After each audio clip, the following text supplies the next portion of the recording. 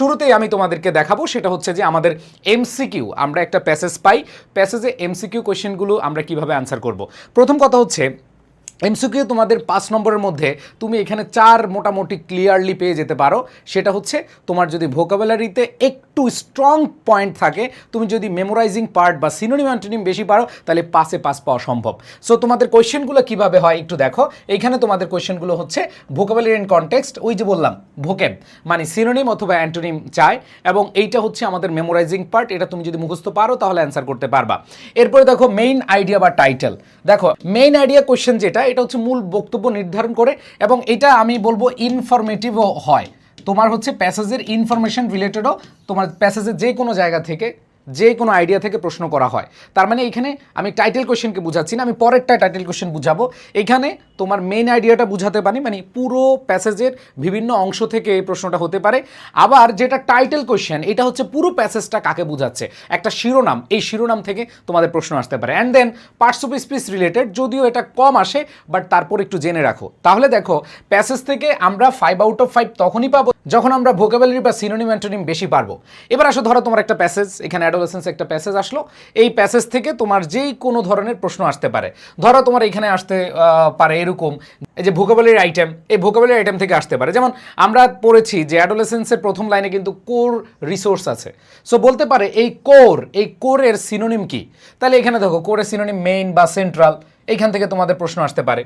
আবার দেখো ট্রানজিশন, আমরা দেখেছি যে এই অ্যাডোলেসেন্স প্যাসেজে আমাদের চাইল্ডহুড থেকে অ্যাডাল্টহুডের সময়টাকে একটা ট্রানজিশন বলে, এবং ট্রানজিশন মানে হচ্ছে চেঞ্জ বা শিফট।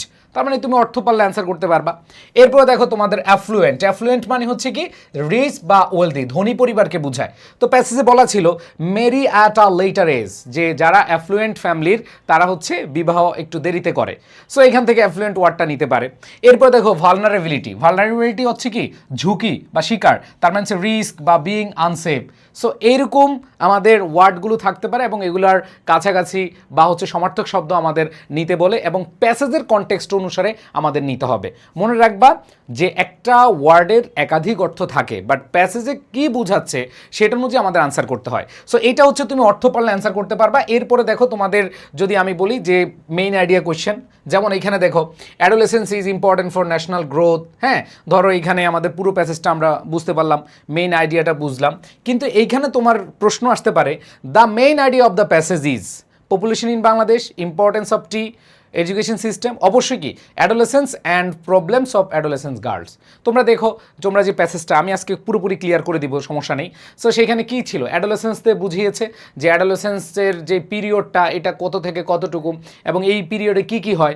এবং এইখানে আমরা দেখেছি এই প্যাসেজে, অ্যাডোলেসেন্স প্যাসেজে আমরা দেখেছি যে অ্যাডোলেসেন্স গার্লদের কি কি ঝুঁকি বা রিস্ক থাকে, তাদের যে নেগেটিভ সাইডগুলো সেগুলো কিন্তু তুলে ধরা আছে।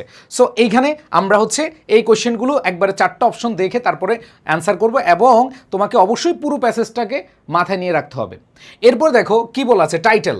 যেমন টাইটেল কোয়েশ্চেনটা আমরা কি বলবো, টাইটেল কোয়েশ্চেনটা হচ্ছে এইখানে দেখো চাইল্ড ম্যারেজ ইন বাংলাদেশ। দেখো ওই প্যাসেজটা, অ্যাডোলেসেন্স প্যাসেজটা কিন্তু আর্লি ম্যারেজ বা চাইল্ড ম্যারেজ নিয়ে কথা ছিল। এরপরে দেখো WHO ওয়ার্ল্ড হেলথ অর্গানাইজেশন সম্পর্কে কথা ছিল, তাই না? তারপরে দেখো ইকোনমিক অপরচুনিটিস ফর গার্লস, এই যে ইকোনমিক অপরচুনিটিসের কথা বলা ছিল। বাট ওই প্যাসেজে মেইন যেই টাইটেলটা সেটা হচ্ছে adolescence and the situation of adolescence girls in Bangladesh, যে এখানে কিশোর কিশোরী নিয়ে কথা বলা আছে, এবং স্পেশালি যে বর্তমানে যে কিশোরী রয়েছে বাংলাদেশে তাদের যেই পরিস্থিতি সেটা কিন্তু এখানে সুন্দরভাবে আলোকপাত করা হয়েছে।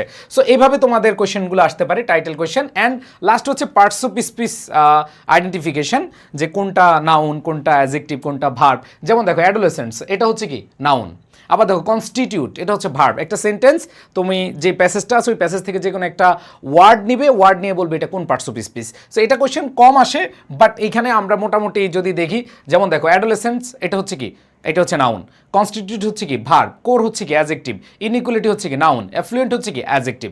তো যখন তুমি পড়বা, তুমি যখন অবস্থান দেখবা তখনই বুঝতে পারবা। যেমন নাউনের আগে অ্যাডজেক্টিভ বসে, ভার্বের আগে সাবজেক্ট বসে, সাবজেক্টের পরে ভার্ব বসে, এগুলো বেসিক জিনিস, আমরা আনসার করতে পারবো। তো এইভাবে এই কোয়েশ্চেনগুলো আসতে পারে। সো এইখানে দেখো আমরা এতক্ষণ যেই প্রশ্নগুলো বা যেই টাইপগুলো পড়েছি এগুলো সব আমি একসাথে দিলাম। যেমন তোমাদের কোয়েশ্চেন আসতে পারে সাবঅর্ডিনেশন মিনস, আবার দেখো অথবা কোশ্চেন আসতে পারে বেস্ট টাইটেল, অথবা তোমাদের কোশ্চেন আসতে পারে যে মেইন আইডিয়া কোনটা, এই প্যাসেজে মেইন আইডিয়া কোনটা, এইটা তোমার প্রশ্ন আসতে পারে। এই যে দেখো parts of speech based question আসতে পারে, vulnerability parts of speech based. এরপরে দেখো ভোকাবুলারি কনটেক্সটে তোমার প্রশ্ন আসতে পারে যে টেন্ড টু ম্যারি, তো ইউজুয়ালি ম্যারি অথবা লাইকলি টু ম্যারি।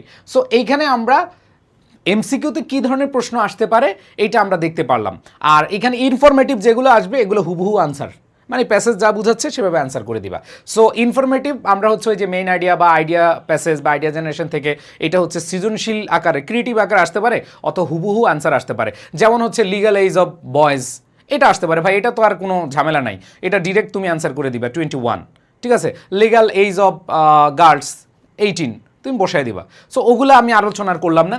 আশা করি যদি এই জিনিসগুলো মাথায় রাখো তুমি মোটামুটি জাস্ট প্যাসেজ থেকে সুন্দরভাবে আনসারগুলো করতে পারবা। এখন আসো আমি তোমাদেরকে দেখাবো আনসারিং কোয়েশ্চেন, একবার অল্প সময়ে তোমাদেরকে আনসারিং কোয়েশ্চেন কীভাবে করবা সেটা নিয়ে আলোচনা করে দিচ্ছি। দেখো প্রথম কথা হচ্ছে ভাই আনসারিং কোয়েশ্চেন করার ক্ষেত্রে আমরা সবাই জানি আমাদের প্রশ্ন আকারে who, whom, whose, what, which, when, where, why, how এগুলো থাকে, তাই না? অথবা আমাদের অক্সিলারি ভার্ব থাকে ডু ইউ নো, ঠিক আছে, অথবা ডু ইউ অ্যাগ্রি, এরকম প্রশ্ন থাকে। মানে এগুলো ছাড়াও ডব্লিউএস ওয়ার্ড ছাড়াও আমাদের কি থাকে, অক্সিলারি ভার্ব থাকে, ঠিক আছে। সো আমরা জানি যে হু কোথায় বসে, কে বা কারা কোনো কাজ করছে, কে করছে, হ্যাঁ করবে, এগুলো যদি বুঝায় তাহলে হু বসে। যেমন হু হেল্পড ইউ, তার মানে এই হু এর পরিবর্তে তুমি জাস্ট কি বসাবা, my friend help me. So এইখানে আমাদের হু দ্বারা প্রশ্ন আসলে অবশ্যই কোনো ব্যক্তিকে ওই হুয়ের জায়গায় অবস্থান অথবা স্থান দিতে হবে। এরপর দেখো হুম, হুম ডিড ইউ মিট, এটা কিন্তু অবজেক্ট। এই যে হুম এটা কিন্তু অবজেক্ট, দেখো হু হচ্ছে সাবজেক্ট, হু হেল্পড ইউ তার মানে তুমি কি বলবা, মাই ফ্রেন্ড হেল্প মি। আর দেখো হুম যখন আসবে তখন ওই সাবজেক্টটা বা যাকে তুমি বসাবা সে পরে হবে। যেমন দেখো আই মেট মাই টিচার, এই যে মাই টিচার এটা হচ্ছে হুমের পরিবর্তে বসছে। এরপর দেখো এখানে বলেছে হুজ পেন ইজ দিস, তার মানে এখানে হুজ পেন তার মানে হচ্ছে তুমি এই যে পেনের আগে অবশ্যই যে ব্যক্তির পেন, যার পেন তার নামটা বসিয়ে দিবা। এরপর দেখো হোয়াট ডু ইউ নিড, তার মানে এখানে দেখো হোয়াট ডু ইউ নিড, এটা স্ট্রাকচারটা কীভাবে হবে যে এখানে এই যে হোয়াট আছে, এই হোয়াট এটা হচ্ছে কি চাও, তার মানে এটা কি অবজেক্ট হিসেবে বসাবো। আই নিড আ বুক, তুমি যখন অ্যান্সার করবা যে বুক আই নিড, নো তোমাকে কি দিতে হবে, আই নিড আ বুক। এখানে বলছে হোয়াট ডু ইউ নিড, তুমি কি চাও। এরপর দেখো হোয়েন ডিড ইট হ্যাপেন, খেয়াল করে দেখো হোয়েন কখন, এই কখন ওয়ার্ডটা এটার উত্তরটা তুমি শেষে নিয়ে যাও, তাহলে হচ্ছে ইট হ্যাপেন্ড ইয়েস্টারডে, এই যে ওয়েন এটা ইয়েস্টারডে বসিয়ে দিলাম। একবার বেসিক কথা আমি আলোচনা করছি। এরপর দেখো হোয়ার ইজ দ্য স্কুল, এখানে দেখো হোয়ার কোথায়, তার মানে দ্য স্কুল, দেখো দ্য স্কুল তুমি সবার আগে আনবা, তাহলে দেখো the school is in Dhaka অথবা ইট ইজ ইন ঢাকা। এবার দেখো ওয়াই আর ইউ লেট, তার মানে হচ্ছে যে কারণ বুঝাচ্ছে। এই হোয়াই দ্বারা থাকলে তুমি বিকজ, সো দ্যাট এগুলা বসাবা। আমি সামনে আরও তোমাদেরকে ভেঙে ভেঙে দেখাবো। এই হোয়াই যখন থাকবে এবং হাউ যখন থাকবে তখন তোমাকে এক্সপ্লেন করতে হবে। যেমন দেখো আই এম লেট বিকজ, এই বিকজ আনতে হবে, হ্যাঁ, তারপরে সো দ্যাট আনতে হবে, এরকম বিষয়গুলো আমরা একটু পরে দেখবো। এরপর দেখো হাউ ইজ হি, সে কেমন, দেখো হাউ ইজ হি তাহলে হি ইজ ফাইন, সে কেমন। তার মানে এগুলো আমরা যখন আনসার করব, বিশেষ করে এই হোয়াই এবং হাউ এর ক্ষেত্রে আমাদের একটু ঝামেলা হয়, আমরা সেগুলো একটু দেখব। তবে আগে একটু তোমাদেরকে বুঝাই আমাদের নিয়মটা কি। খেয়াল করে দেখো কোয়েশ্চেনটা যেই টেন্সে থাকবে সেই টেন্সেই তোমার আনসার করতে হবে। প্রথম কথা হচ্ছে এইটা, ধরো তোমার কোয়েশ্চেন দিয়ে দিয়েছে পাস্ট টেন্স, তুমি উত্তর করেছো প্রেজেন্ট টেন্স, নো নাম্বার পাবা না, মনে রাখবা।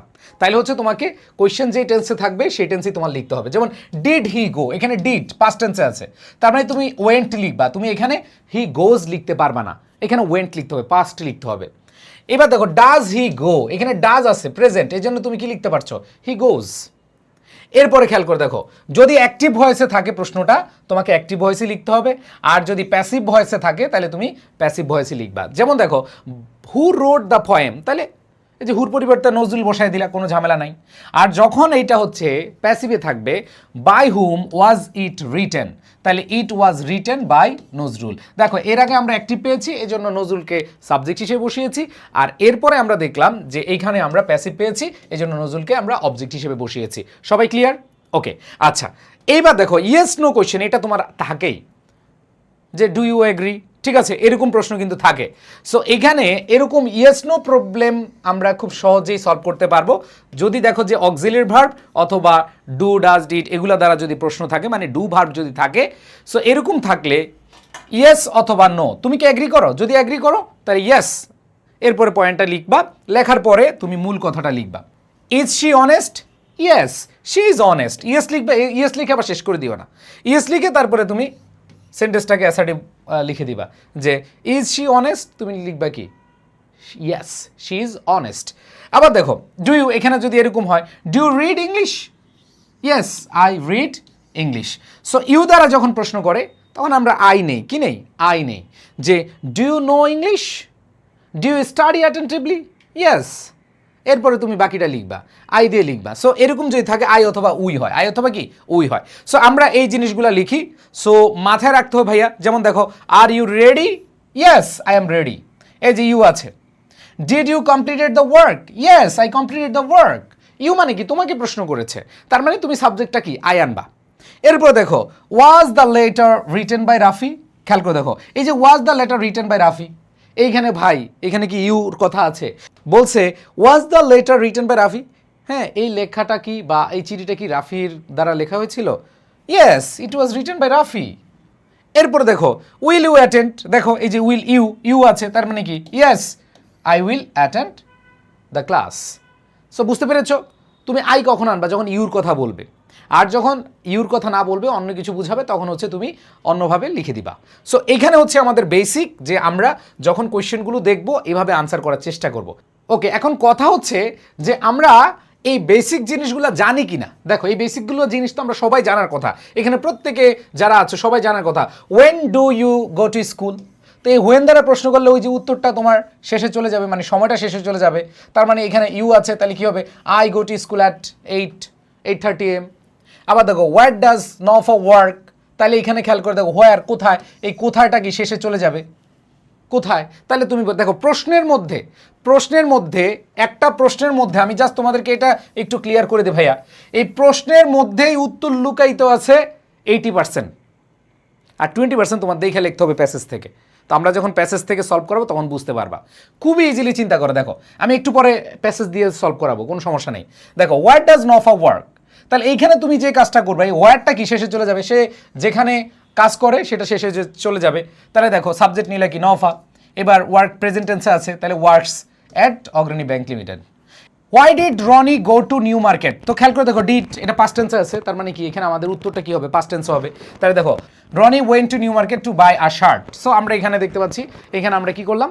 টু বাই এ শার্ট, এখানে যে পারপাস বুঝাবে, উদ্দেশ্য বুঝাবে, আমরা বসিয়ে দিলাম। এরপরে দেখো আমরা যদি আরও দেখি, what do you want? I want a pen. What does your father work? So your father আছে, তাহলে কি হবে? My father works in a bank. When did they arrive? They arrived at night. Which team won the match? Brazil won the match. ঠিক আছে, so তো আমরা এইভাবে answer করে দিতে পারি। এখন আসো আমাদের হোয়াই যুক্ত যে কোয়েশ্চেন থাকবে সেগুলা অ্যান্সার করার ক্ষেত্রে আমাদের মাথায় রাখতে হবে বিকজ, সো দ্যাট, অথবা টু প্লাস ভার্বের base form, for plus verb plus ING বসাতে পারি। একটু আগে যে কোয়েশ্চেনটা দেখেছি দেখো, এইখানে Rani went to New Market to buy a shirt, সে কেন গিয়েছিল? হোয়াই আছে, এই হোয়াইয়ের উত্তরটা আমরা বিকজ দিয়ে করতে পারি, টু প্লাস ভার্বের বেস ফ্রম দিয়ে করতে পারি, ভার প্লাস আইএনজি দিয়ে করতে পারি, মানে for plus verb plus ING দিয়ে করতে পারি। সো এইটাই এখন আমরা দেখব। যেমন দেখো why are you learning English? তো এখানে দেখো ইউ আছে, তাহলে I am learning English to communicate. এখানে দেখো টু প্লাস ভার্বের বেস ফ্রম দিয়ে আমরা আনসার করছি। এরপরে খেয়াল করে দেখো why did she leave early? তাহলে শি লেফট, এখানে যেহেতু ডিড আছে, শি লেফট আর্লি বিকজ, এই বিকজ দিব, এরপরে কারণটা আমরা বসিয়ে দিব।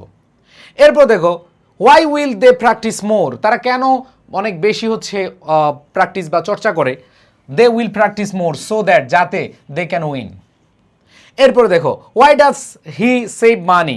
হি saves money for buying a laptop. একবারে বেসিক জিনিস, আমি বেশি সময় নিচ্ছি না, এগুলো তোমরা মোটামুটি সবাই পারবা। অ্যান্ড দেন লাস্ট হচ্ছে হাউ যদি থাকে তাহলে হচ্ছে এটা বেসিক্যালি অ্যাডভার্ব অফ ম্যানারকে বুঝায়। সো খেয়াল করে দেখো how did he solve the problem? সে কিভাবে প্রবলেম বা সমস্যাটা সলভ করেছিল? তাহলে দেখো he solve the problem easily, তো সেক্ষেত্রে অ্যাডজেক্টিভ প্লাস এলওয়াই, ওই যে বললাম অ্যাডভার্ব অফ ম্যানার আনতে হবে। সো এখানে দেখো he solve the problem easily. এরপরে দেখো how does your mother cook? My mother cooks nicely. How can students get good marks? Students can get good marks by reading regularly. এখানে দেখো এরপরে দেখো how did the team win? The team won by working together. So এখানে দেখো আমরা adjective plus LY দিয়ে answer করতে পারি, অথবা আমরা by plus verb plus ING দিয়েও অ্যান্সার করতে পারি। সো এতক্ষণ যে আলোচনাটা করেছি এগুলো একবারে বেসিক জিনিস, যে তোমার হু, হোয়াট, ওয়েন, হোয়ার, হোয়াই, ঠিক আছে, হাউ, এগুলো দ্বারা যদি প্রশ্ন থাকে তুমি একবার বেসিক জিনিস দিয়েও লিখে দিয়ে আসবা। অ্যান্সারিং কোয়েশ্চেন কেউ বাদ দিয়ে আসবে না, যত কোয়েশ্চেন কঠিন হোক তুমি অ্যান্সার করে আসবে, এবং এই বেসিক জিনিস দিয়েই তুমি অ্যান্সার করে আসবে। এখন আসো, এতক্ষণ তো বেসিক পড়ছি, এখন আমরা দেখি, ধরো আমরা ফোক মিউজিক যে প্যাসেজটা ধরে নিলাম, আমাদের ফোক মিউজিক প্যাসেজটা আসছে, এবং এখান থেকে আমাদের প্রশ্ন আসছে কি, হোয়াট ইজ ফোক মিউজিক। এই যে দেখো, what is folk music, folk মিউজিকটা কি, ঠিক আছে। What is world cup, world কাপটা কি, যদি এরকম কোনো প্রশ্ন আসে তাহলে আমরা কিভাবে অ্যান্সার করব। সবার আগে যে জিনিসটা খেয়াল করবা, সাবজেক্ট দিবা, ভার্ব দিবা, এরপরে ডেফিনেশন। এই ডেফিনেশনটা কোথায় পাবা, তোমাদের প্যাসেজে দেওয়া থাকবে। এই ডেফিনেশনটা কোথায় দেওয়া থাকবে, প্যাসেজেই তোমার লেখা থাকবে বাকি অংশ, এটা নিয়ে কোনো টেনশন করার কিছু নাই। ধরো এখানে হোয়াট ইজ ফোক মিউজিক অথবা হোয়াট ইজ আর্ট, সো এইগুলা কিন্তু তোমাদের সুন্দরভাবে প্যাসেজে বাকি অংশ লেখা থাকবে, তুমি জাস্ট সাবজেক্ট ভার্ব। এখন সাবজেক্ট ভার্ব কোথা থেকে পাবা, এই যে এখানে হোয়াট ইজ ফোক মিউজিক, এই ফোক মিউজিক কথাটা আছে না, এটাই তো সাবজেক্ট, চাওয়া হয়েছে কি ফোক মিউজিক। তাহলে তুমি এখানে লিখবা ফোক মিউজিক কনজিস্ট অফ, অথবা ফোক মিউজিক ইজ, যেভাবে তুমি শুরু করতে পারো। তাহলে দেখো এই যে folk music consist of songs and music created by a community without being influenced by sophisticated musical rules or standard musical styles, it reflects the natural way of expression of ordinary people. So এইখানে তোমরা দেখে বুঝতে কষ্ট হইতে পারে যে ভাইয়া এইটা কই পাবো, ভাই এইটা পাওয়ার কিছুই নাই, প্যাসেজে বলা থাকবে। এখন প্যাসেজে তোমাদেরকে প্যারাফ্রেজিং বলে একটা বিষয় আছে, মানে হুবহু প্যাসেজ একবার লাইন তুলে দেওয়া যাবে না, পুরো লাইন তুলে দেওয়া যাবে না, তোমাকে জাস্ট হচ্ছে কিছুটা পরিবর্তন করতে হবে। প্যারাফ্রেজিং কিভাবে করে আমি একটু পরে তোমাদেরকে ক্লিয়ার করে দেবো, কোনো সমস্যা নাই। আগে বুঝো, এতটুকু বেসিক বুঝো। দেখো অনেকের কাছে মনে হতে পারে ভাই আমি তো এগুলো পারি, আমরা পারি, তুমি টেনে টেনে সামনে চলে যাও যদি এগুলো পারো, ঠিক আছে, কারণ আমি খুব বেসিক দিয়ে পড়াচ্ছি। এরপর দেখো what types of songs are included, এই যে হোয়াট টাইপস, এই টাইপসগুলো চেয়েছে। সো টাইপসগুলা আমরা অবশ্যই প্যাসেজে পাবো, দ্যাট মিনস এই টাইপস অফ সংস এটা লিখলাম, এরপরে হচ্ছে আর ইনক্লুডেড, এরপরে বলেছে ইন বাংলাদেশ। এখানে দেখো এই যে ইন বাংলাদেশ, এই যে প্লেসটা তুমি বাকিটা লিখে দিবা। তাহলে টাইপসগুলো দেখো, both religious and secular songs are included in Bangladesh, দেখো ফোক মিউজিক। এবার দেখো, এবার they represent the cultural tradition and emotions of the people. So এই যে আমরা এই বাকি অংশটুকু লিখলাম, এটা কই থেকে লিখলাম, আমরা প্যাসেজ থেকে লিখলাম। এরপর দেখো পরবর্তী question, who usually composes and performs folk music. এই যে হু, কারা, তার মানে আমরা জানি হু থাকলে এইখানে পিপল বা পার্সন থাকবে, এরপরে যে ভার্বটা থাকবে, দেখো এইখানে যে ভার্বটা আছে কম্পোজ, পারফর্ম, এই যে ভার্ব আছে ভার্বটা বসাবা। তার মানে দেখো এই যে illiterate or semi illiterate people, এইখানে দেখো এই যে এদের সাবজেক্টটা আনলাম, যে illiterate or semi literate people, এরপর দেখো usually compose and perform folk music, এরপর তুমি বাকি একটা লাইন এখান থেকে লিখে দিবা, মানে প্যাসেজ থেকে লিখে দিবা। এরপর দেখো হোয়াট আর দ্য কি elements of folk music, what are the, এই যে ফোক মিউজিকের যে কি এলিমেন্টগুলা, আমি আবার বলছি ভাই এইটা তোমার ব্রেনের উপর চাপ দেওয়ার দরকার নাই যে খুব কঠিন, আসলে কঠিন না, তোমার আগে বুঝতে হবে যে কোয়েশ্চেনটা কী চেয়েছে। তাহলে কি এলিমেন্টসগুলো তোমার লেখা আছে, তাহলে দ্য কি এলিমেন্টস অফ ফোক মিউজিক আর দেখো টিউন, তারপর হচ্ছে মিউজিক, ড্যান্স, লিখে দিবা। এরপর দেখো what emotions does folk music express, কোন ইমোশনগুলা, তো এইখানে দেখো এইটা ফোক মিউজিক এক্সপ্রেসেস, এই যে এখানে বলছে এক্সপ্রেস করে, তাহলে হচ্ছে সাবজেক্ট ভার্ব দিলাম। এরপর দেখো কি human emotions specially love and separation, so এগুলো তো ভাই প্যাসেজ দেওয়া থাকবে, তাই না। তার মানে আনসারিং কোয়েশ্চেন করার ক্ষেত্রে তোমাকে মাথায় রাখতে হবে প্রশ্নটাই যে হোয়াট টাইপস, হু, এগুলা কি চেয়েছে, এবার কাকে চেয়েছে সেটা বসিয়ে বাকি অংশ লিখে দিবা, আর কোনো ঝামেলা নেই। এবার তোমাদের প্যারাফ্রেজিং বিষয়টা নিয়ে আমি বুঝিয়ে দিব, কোনো সমস্যা নেই। আসো আমি প্যারাফ্রেজিংটা একটু বুঝাই, প্যারাফ্রেজিং নিয়ে যাদের প্রবলেম আছে একটু তাদেরকে বলি। প্যারাফ্রেজিং মানে কি, ধরো তুমি হুবহু তুমি কি করবে না, তুমি হচ্ছে প্যাসেজটা থেকে সরাসরি আনসার করবা না, তাহলে তোমাকে কি করতে হবে, যে ওয়ার্ডটা আছে সেটা অবশ্যই তোমার কি করতে হবে, এইটার একটা সিনোনিম বসিয়ে দিলে কিন্তু তোমার খেলা শেষ, তাই না, এইখানে আর কোনো ঝামেলাই নাই। এরপর দেখো তুমি চাইলে সিম্পল সেন্টেন্স আছে, তুমি হচ্ছে কমপ্লেক্স বানাতে পারো। একটা সিম্পল সেন্টেন্স আছে, যারা ট্রান্সফরমেশন অফ সেন্টেন্স ভালো পারো তাদের জন্য এগুলো কোনো ব্যাপারই না, এগুলো হচ্ছে পানি ভাত। তাহলে তুমি চাইলে সিম্পল কমপ্লেক্স কম্পাউন্ড দিয়ে আনসার করতে পারো, অথবা তুমি অ্যাফার্মেটিভকে তুমি নেগেটিভ বানাতে পারো, যেমন হি ইজ পাংচুয়াল, তাহলে তুমি এখানে বলতে পারো হি ইজ নট লেট। এখানে তুমি পাংচুয়াল আছে, তুমি পাংচুয়াল ওয়ার্ডটা না ইউজ করে তুমি কি বলতে পারো, নট লেট ইউজ করতে পারো। এরপর দেখো তুমি চাইলে ভয়েস চেঞ্জিং, এটা অ্যাক্টিভ প্যাসিভ এইভাবে তুমি চেঞ্জ করে দিতে পারো। এরপর দেখো ডিগ্রি, ডিফারেন্ট পার্টস অফ স্পিচটা আলাদা করে লিখতে পারো। আসলে এত ঝামেলা করার দরকার নেই। আমি বলবো জাস্ট তুমি কাছাকাছি দুই একটা ওয়ার্ড, মানে সিনোনিমটা ইউজ করলেই হয়ে যাবে, দুই একটা ওয়ার্ডে, একবার সব কিছু না। ঠিক আছে, দেখো কি বলেছে, যেমন দেখো হি ইজ ভেরি হ্যাপি, তাহলে এইখানে তুমি কি বলতে পারো, হি ইজ এক্সট্রিমলি গ্লেড। ঠিক আছে, এরপর দেখো এখানে শি ইজ অনেস্ট, তুমি অনেস্ট না লিখে লিখতে পারো যে শি ইজ নট ডিসঅনেস্ট। দেখো একই জিনিস, অর্থটা সেম থাকবে, সবই সেম থাকবে, জাস্ট তুমি হচ্ছে ভাই খালি হচ্ছে একটু চেঞ্জ করবা, কারণ হুবহু লিখলে নাম্বারটা পাওয়া যায় না। আমি তো তোমাদের সবসময় বলে আসছি 90% তুমি হুবহু লিখো, কোনো সমস্যা নেই, বা 95% দুই একটা জায়গায় যেখানে মন চায়, যেখানে তোমার মাথায় আসে ওইটাই তুমি চেঞ্জ করে দাও। বুঝতে পেরেছি? এরপর দেখো তোমার পিপল রেসপেক্ট টিচার্স, তাহলে তুমি বলতে পারো teachers are respected by people. ধরো প্যাসেজে বলা আছে এরকম পিপল রেসপেক্ট টিচার্স, তুমি কি লিখবা, teachers are respected by people. এরপর দেখো degree, Rafi is the best student, তুমি বলতে পারো no other student is as good as Rafi. So ভাই এত ভেজালের দরকার নেই ভাই, তুমি তোমার সিনোনিম এইটা অথবা অ্যাফার্মেটিভ নেগেটিভ এগুলো, এর বেশি আর বাইরে যাওয়ার দরকার নেই। তো সিনোনিম ব্যবহার করলেই হয়ে যায়, আসলে এত ঝামেলা করার কিছু নাই। ওকে, সো এইভাবে তুমি করতে পারো। পার্টস অফ স্পিচ তুমি চেঞ্জ করতে পারো, অথবা দেখো by working hard he passed, তো তুমি এটাকে কমপ্লেক্স বানাও, as he worked hard he passed, খেলা শেষ। ওকে, সো প্যারাফ্রেজিং ক্ষেত্রে এই কয়েকটা জিনিস মনে রাখবা। তবে আমি তোমাদেরকে বলবো ভাইয়া এত ভেজালের কোনো দরকার নাই ভাই, তুমি একবার সিম্পলি জাস্ট সিমিলার ওয়ার্ডগুলো ইউজ করো তাইলে হবে। এবার আসো আমাদের ফ্লো চার্ট ভাই, এখানে 100% তুমি ফুল মার্ক পাবা যদি ভাইয়ার কথাটা মনোযোগ দাও। আমি খুব এটা বিস্তারিত পড়াবো, কারণ এখানে তুমি ফুল মার্কস পাওয়ার জন্যই আসছো, তাই না? দেখো এতক্ষণ যেগুলো পড়াইছি বেসিক পড়াইছি, এবং তোমরা দেখেছ যে যখন ফোক মিউজিক পড়িয়েছি, ফোক মিউজিক থেকে আনসার করতে খুব ইজি লাগতেছিল, যে হুজ জায়গায় কী বসবে, হোয়াট টাইপসের জায়গায় কী বসবে, হোয়াট ইজ ফোক মিউজিক, কীভাবে হবে, ম্যাক্সিমাম প্যাসেজের উপরে ডিপেন্ড করতেছে। এখন আসো ফ্লো চার্টটা তুমি কিভাবে একটা প্যাসেজ থেকে পয়েন্ট তুলে ফ্লো চার্ট বানাবে। তোমরা একটু সবাই এই অংশটা কেউ টেনে টেনে দেখবা না, সবাই একটু মনোযোগ দিয়ে দেখবা। আবার বলতেছি, এই অংশটা কেউ টেনে টেনে দেখবা না, খেয়াল করে দেখো। এখানে প্রথম কথা হচ্ছে যেই বিষয়টা তোমার মনে রাখতে হবে যে ওই প্যাসেজের মেইন আইডিয়া তোমার ধরতে হবে, মানে কোন কোন কি পয়েন্টগুলো, ঠিক আছে, বা কোন কোন কি পয়েন্ট আছে সেগুলো তোমার ধরতে হবে। দ্বিতীয়ত হচ্ছে ইম্পর্টেন্ট ইনফরমেশন আছে, ওই একই কথা। তারপর হচ্ছে ফুল টেস্ট সেন্টেন্স লেখা যাবে না, আমরা জানি কোনো সাবজেক্ট ভার্ব লেখা যায় না। মনে রাখবা যদি সাবজেক্ট ভার্ব দেয়, যে অনেকে বলে ভাইয়া কেন ইয়ের ক্ষেত্রে ফ্লো চার্টের ক্ষেত্রে ভার্ব প্লাস আইএনজি হয়, টু প্লাস ভার্বের বেস ফর্ম হয়, নন ফাইনাইট স্ট্রাকচারে কেন হয়? এর স্ট্রাকচার হচ্ছে এখানে ফুল সেন্টেন্স লেখা যাবে না, বুঝছো?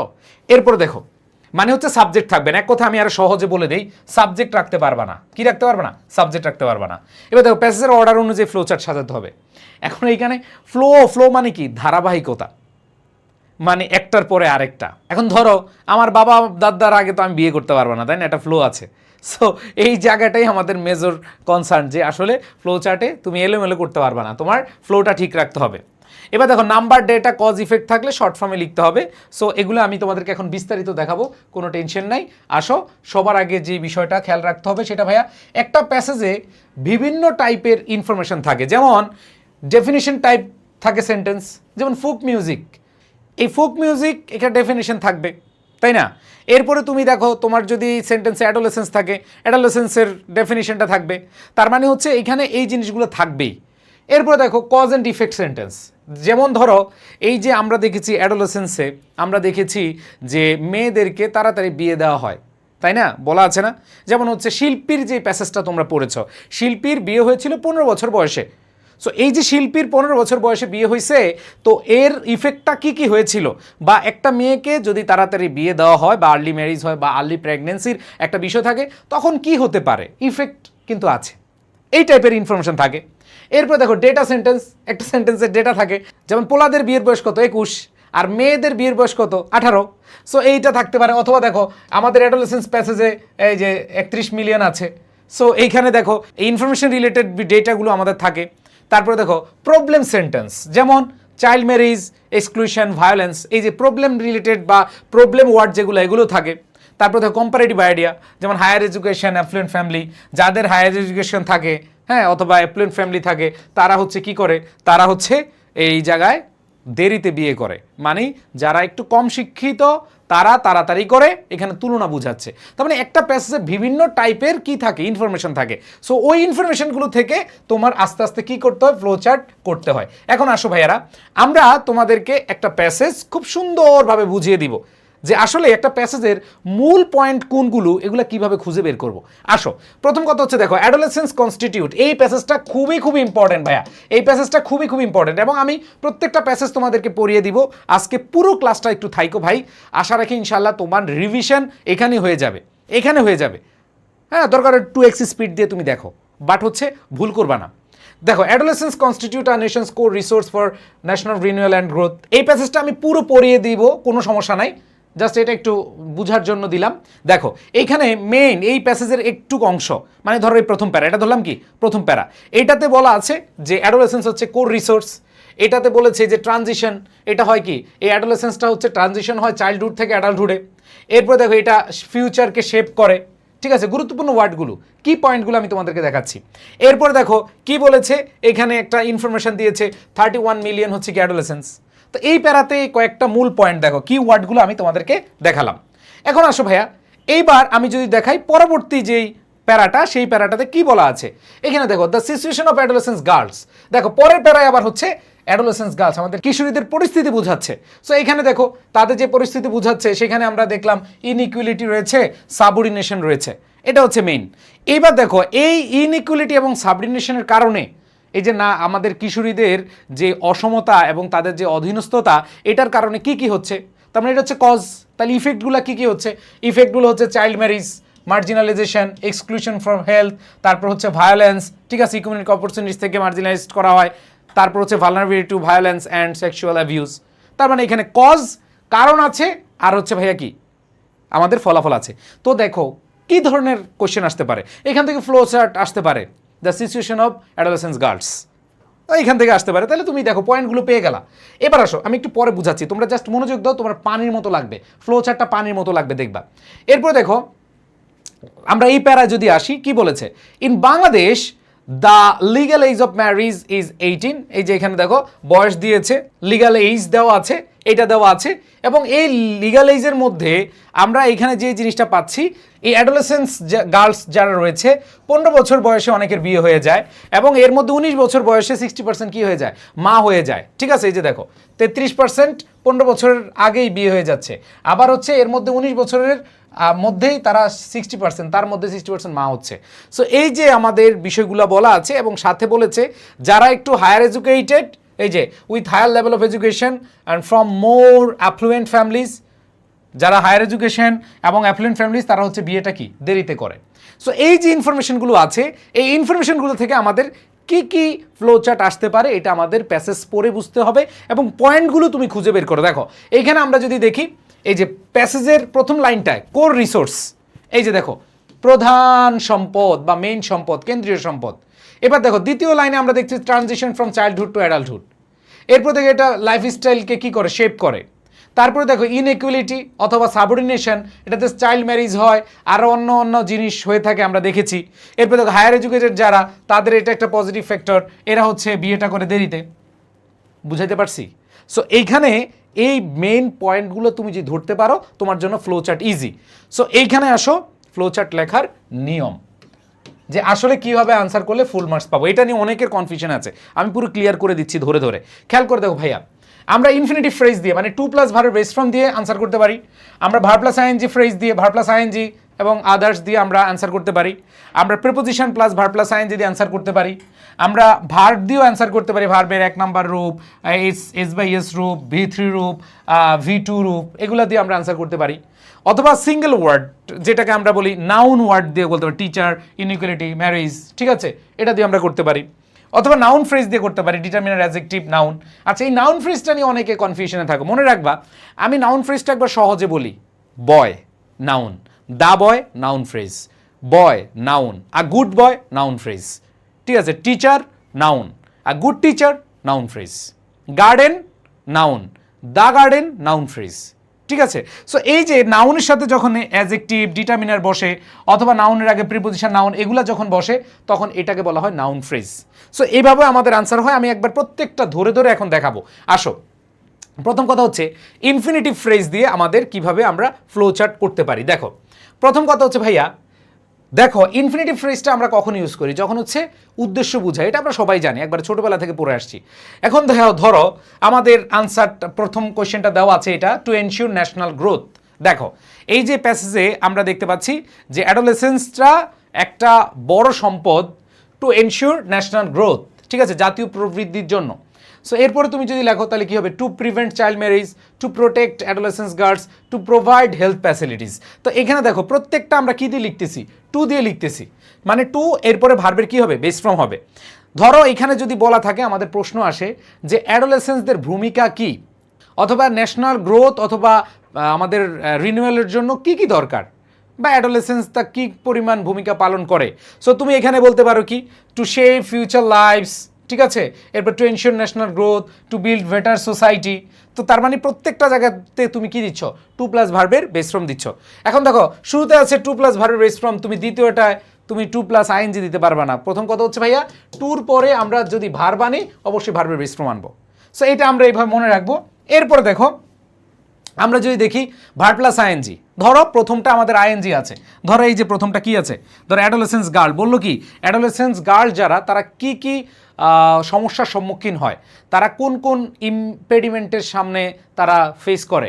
সো আমরা সেভাবে যদি আনসার করি যে ফেসিং ইনইকুয়ালিটি, তারা হচ্ছে কি হচ্ছে, তারা অসমতা মুখোমুখি হচ্ছে, বিকামিং ভিকটিমস, ঠিক আছে, এরপরে দেখো তারা লসিং অপরচুনিটিস, তারা অপরচুনিটি হারায়, তারপরে দেখো সাফারিং ভায়োলেন্স। তো এখানে দেখো প্রত্যেকটা আমরা কি আইএনজি দিয়ে করেছি। এরপর আসো যদি প্রশ্নটা আমরা অন্যভাবে দেখি, যে এখানে যদি থাকে এরকম প্রেপোজিশন প্লাস আইএনজি। সো খেয়াল করে দেখো আমাদের যে কমন প্রেপোজিশনগুলো আছে, যেমন ধরো আছে আমাদের বাই রিসিভিং হায়ার এডুকেশন। দেখো আমরা কিভাবে, ধরো একটা প্রশ্ন আসলো, একটা ফ্লো চার্ট আসলো, আমরা কিভাবে অ্যাডোলেসেন্সদের ভালো রাখতে পারি, ঠিক আছে। তো বাই রিসিভিং হায়ার এডুকেশন, ঠিক আছে, উচ্চশিক্ষা শিক্ষিত করে।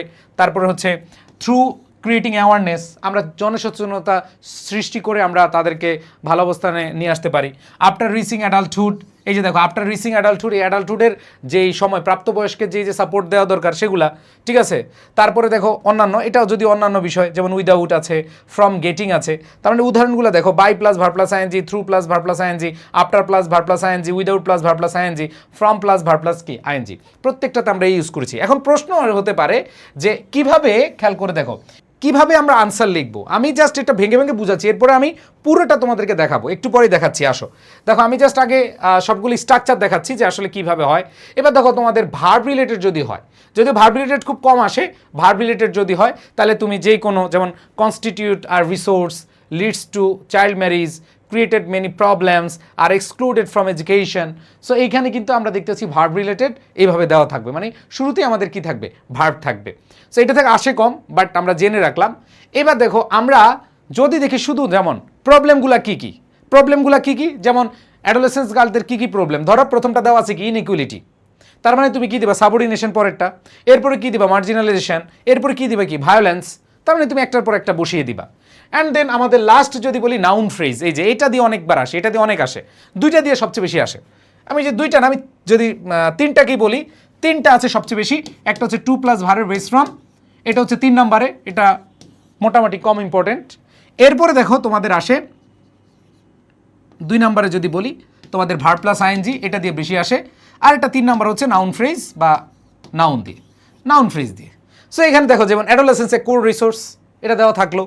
এবার transition from childhood to adulthood, যে বললো যে অ্যাডোলেসেন্স সম্পর্কে বলো কিছু, তার মানে এরা হচ্ছে কি কোর রিসোর্স।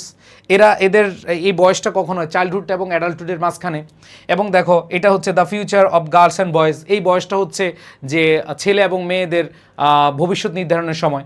সো তুমি এইভাবে একটা একটা করে লিখে দেবে। এবং দেখো সবগুলো ফ্রেজ, এই যে দেখো দা প্লাস নাউন, তারপরে দেখো নাউন আছে, এরপর দেখো আ কোর রিসোর্স, ওই যে বললাম teacher noun, a good teacher noun phrase. দেখো রিসোর্স নাউন, আ কোর রিসোর্স নাউন ফ্রেজ, বুঝতে পেরেছো? সো ম্যাক্সিমাম আমাদের নাউন ফ্রেজ দিয়ে আসে, ভয় পাওয়ার কিছু নাই, একবার ইজিলি তুমি দেখে দেখে বসায় দিতে পারবে। আসো এতক্ষণ যা বুঝালাম, এবার মূল খেলায় আমি নিয়ে যাই তোমাদেরকে। মূল খেলা অ্যান্সার করার ক্ষেত্রে তোমাকে অবশ্যই মাথায় রাখতে হবে, এগুলো লেখা লাগবে না, 1 2 এগুলা এইভাবে আমি গোল করে দিছি বুঝার স্বার্থে, বুঝছো? অনেকে ভাববে যে ভাইয়া এত ডিজাইন করছেন, না, এত ডিজাইন করার কিছু নাই। তোমরা যে ডিজাইনটা করবা, প্রথম কথা হচ্ছে এইভাবে দেওয়া যাবে না, এরকম বর্গাকার দেওয়া যাবে না। আবার অনেকে ডিজাইন করতে গিয়া ওয়াও এরকম সামন্তরিক বানায় ফেলে, নো। আবার অনেকে কি করে, এই যে এইভাবে দিয়ে এইভাবে মোটামুটি দেয়, আবার এখানে একটা পুকি সাইন দিয়ে দেয়। এরকম পুকি সাইন দেওয়া যাবে না রে ভাই, ভাই বোনেরা, এগুলো দেওয়া যাবে না, ঠিক আছে? সো আমাদের যেভাবে দিলে আনসার নাম্বার পাবা সেভাবে আমরা দেখাচ্ছি। দেখো এরকম আয়তাকার এভাবে দিবা, এভাবে, এই যে এইভাবে। সো আনসারটা তুমি এইভাবে চাইলেও লিখতে পারো, এইরকম অ্যারো চিহ্ন দিয়ে, অথবা তুমি এইরকম আয়তাকার দিয়ে এইভাবে নিচে নিচে লিখবা। সো আমার মনে হয় যে নিচে নিচে লেখাটা বেটার। হ্যাঁ, দুইটাই যার যেটা পছন্দ হয়। সো আমার যেহেতু এখানে বোর্ড বড় আছে, তো আমি এইভাবে লিখে দিলাম। কিন্তু তোমরা কি নিচে নিচে দিবা, যেহেতু তোমাদের কাগজ থাকবে বেশি, তো সমস্যা নেই, এভাবে লিখবা। সো লেখার নিয়মটা কি বুঝতে পেরেছো কি না সবাই? সবাই বলো। ভাইয়া যারা ক্লাসটা করছো একটু কমেন্ট করবো যে ভাইয়া বুঝতে পারছি। এবং আমি তোমাদেরকে বলি, এগুলো তুমি যদি স্পিড দিয়েও দেখো তাও কোনো সমস্যা নাই, জাস্ট কথাগুলো শুনে রাখো। এখন আসো, এই যে আমাদের অ্যাডোলেসেন্স প্যাসেজটা, অ্যাডোলেসেন্স প্যাসেজ থেকে কী কী প্রশ্ন আসতে পারে? এতক্ষণ যে আমরা দেখলাম, এতক্ষণ যে আমরা অ্যাডোলেসেন্স প্যাসেজটা পড়লাম, একটু আগে পড়লাম না? সো এখান থেকে কী কী ফ্লো চার্ট আসতে পারে? যেমন একটা ফ্লো চার্ট আসতে পারে, importance and features of adolescence. মনে রাখবে, অ্যান্ড দ্বারা যখন দুইটা যুক্ত থাকবে তখন তোমার দুইটার ইনফরমেশন দিতে হবে। ধরো তুমি 5টা আসলে 3টা দিবা হচ্ছে ইম্পর্টেন্স, আর হচ্ছে ফিচার্স দিবা 2টা, অথবা 2টা ইম্পর্টেন্স 3টা ফিচার্স, সমস্যা নাই, ধরা বাঁধা এখানে কোনো ঝামেলা নাই। এবার দেখো ইম্পর্টেন্স লিখো, এটা হচ্ছে কি কোর রিসোর্স অফ নেশন। এটার ইম্পর্টেন্স হচ্ছে অ্যাডোলেসেন্সদের প্রথম ইম্পর্টেন্স হচ্ছে কি, এরা হচ্ছে core resource of a nation, একটা জাতির একবারে প্রধান সম্পদ। তারপর দেখো ন্যাশনাল রিলিজন অ্যান্ড গ্রোথ। তারপর দেখো transition from childhood and adulthood, এই যে ফিচার, এই দুইটা হচ্ছে কি, এই দুইটা হচ্ছে তুমি কি লিখলা, ইম্পর্টেন্স। এবার বাকিগুলো লেখো ফিচার। দেখো বাকিগুলো ফিচার লিখলা, transition from childhood to adulthood, behaviours and lifestyle shaped, তারপর future lives of girls and boys shaped, 31 million adolescents in Bangladesh, এই যে ফিচার্সগুলো লিখে দিলা, শেষ। এবার আসো, যদি ফ্লো চার্ট আসে আরেকটা, দেখো এই প্যাসেজ থেকে আরেকটা ফ্লো চার্ট আসতে পারে, যে showing the condition of adolescence girls in Bangladesh. এটা খুবই ইম্পর্টেন্ট, যদি কোনো ফ্লো চার্ট আসে এই প্যাসেজ থেকে, ধরে নাও এটাই আসবে, ঠিক আছে? আসো দেখো, condition of adolescence girl, inequality, subordination, victims of child marriage, excluded from health and education, deprived of economic opportunities, vulnerable to violence and sexual abuse. ভাই তুমি কি মুখস্থ করে লিখতেছো? নো, দেখো তুমি কিন্তু মুখস্থ করে লিখতেছো না, তুমি জাস্ট ওই প্যাসেজ থেকে মেন পয়েন্টগুলো ধরে ধরে লিখতেছো। এবার আসো flow chart 3, consequence of inequality and subordination. এই যে বর্তমানে আমাদের বোনদের জন্য যে ইনইকুয়ালিটি, অসমতা, এবং আমরা দেখলাম সাবঅর্ডিনেশন যে ফিচারটা পাইছি, এটার কারণে কি কি ঘটতেছে তা আমরা দেখেছি। প্রথম আমরা দেখছি যে চাইল্ড ম্যারেজ হচ্ছে, মার্জিনালাইজেশন আর এক্সক্লুশন হচ্ছে, এক্সক্লুশন ফ্রম হেলথ হচ্ছে, ডিপ্রাইভেশন অফ এডুকেশনাল অপরচুনিটিস হচ্ছে, তারপর ইকোনমিক অপরচুনিটিস ডিপ্রাইভেশন হচ্ছে, তারপর দেখো ভায়োলেন্স অ্যান্ড সেক্সুয়াল অ্যাবিউজ হচ্ছে। মুখস্থ লিখতেছো ভাই না, তুমি খালি মূল পয়েন্টগুলো বুঝো, তাহলে আর কিচ্ছু করা লাগতেছে না। সো এখানে আমরা বসিয়ে দিলাম। এরপর দেখো ম্যারেজ রিলেটেড সিচুয়েশন। তোমার প্রশ্ন আসতে পারে যে লাস্টের প্যারায় কিন্তু বলা আছে যে যাদের তাড়াতাড়ি বিয়ে হয় এরা কারা, যারা ইনইকুয়ালিটি এবং সাবঅর্ডিনেশন আছে। আর যারা একটু অ্যাফ্লুয়েন্ট ফ্যামিলি, যারা একটু হায়ার লেভেল অফ এডুকেশনে যায়, তাদের বিয়েটা একটু পরে হয়, এরকম দেখছি না আমরা। তো এই ম্যারেজ রিলেটেড সিচুয়েশন যদি আসে, তো সবার আগে আমরা দিতে হবে, মেয়েদের হচ্ছে 18, ছেলেদের হচ্ছে 21, আমাদের বিবাহ সম্পর্কিত বিষয়, তাই না? তো দিবা। তারপর দেখো 33% হচ্ছে 15 বছরের আগেই বিয়ে হয়ে যায়, ঠিক আছে?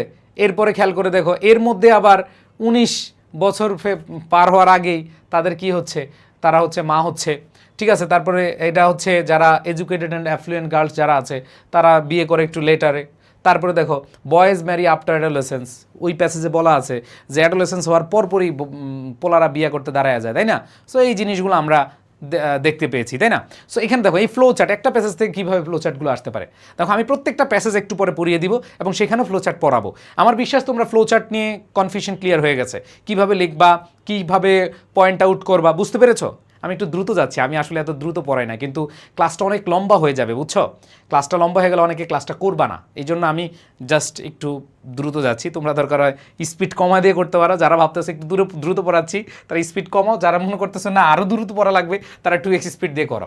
এবার আসো, আমরা এখন পড়বো সামারি। এখন আমরা কি পড়বো?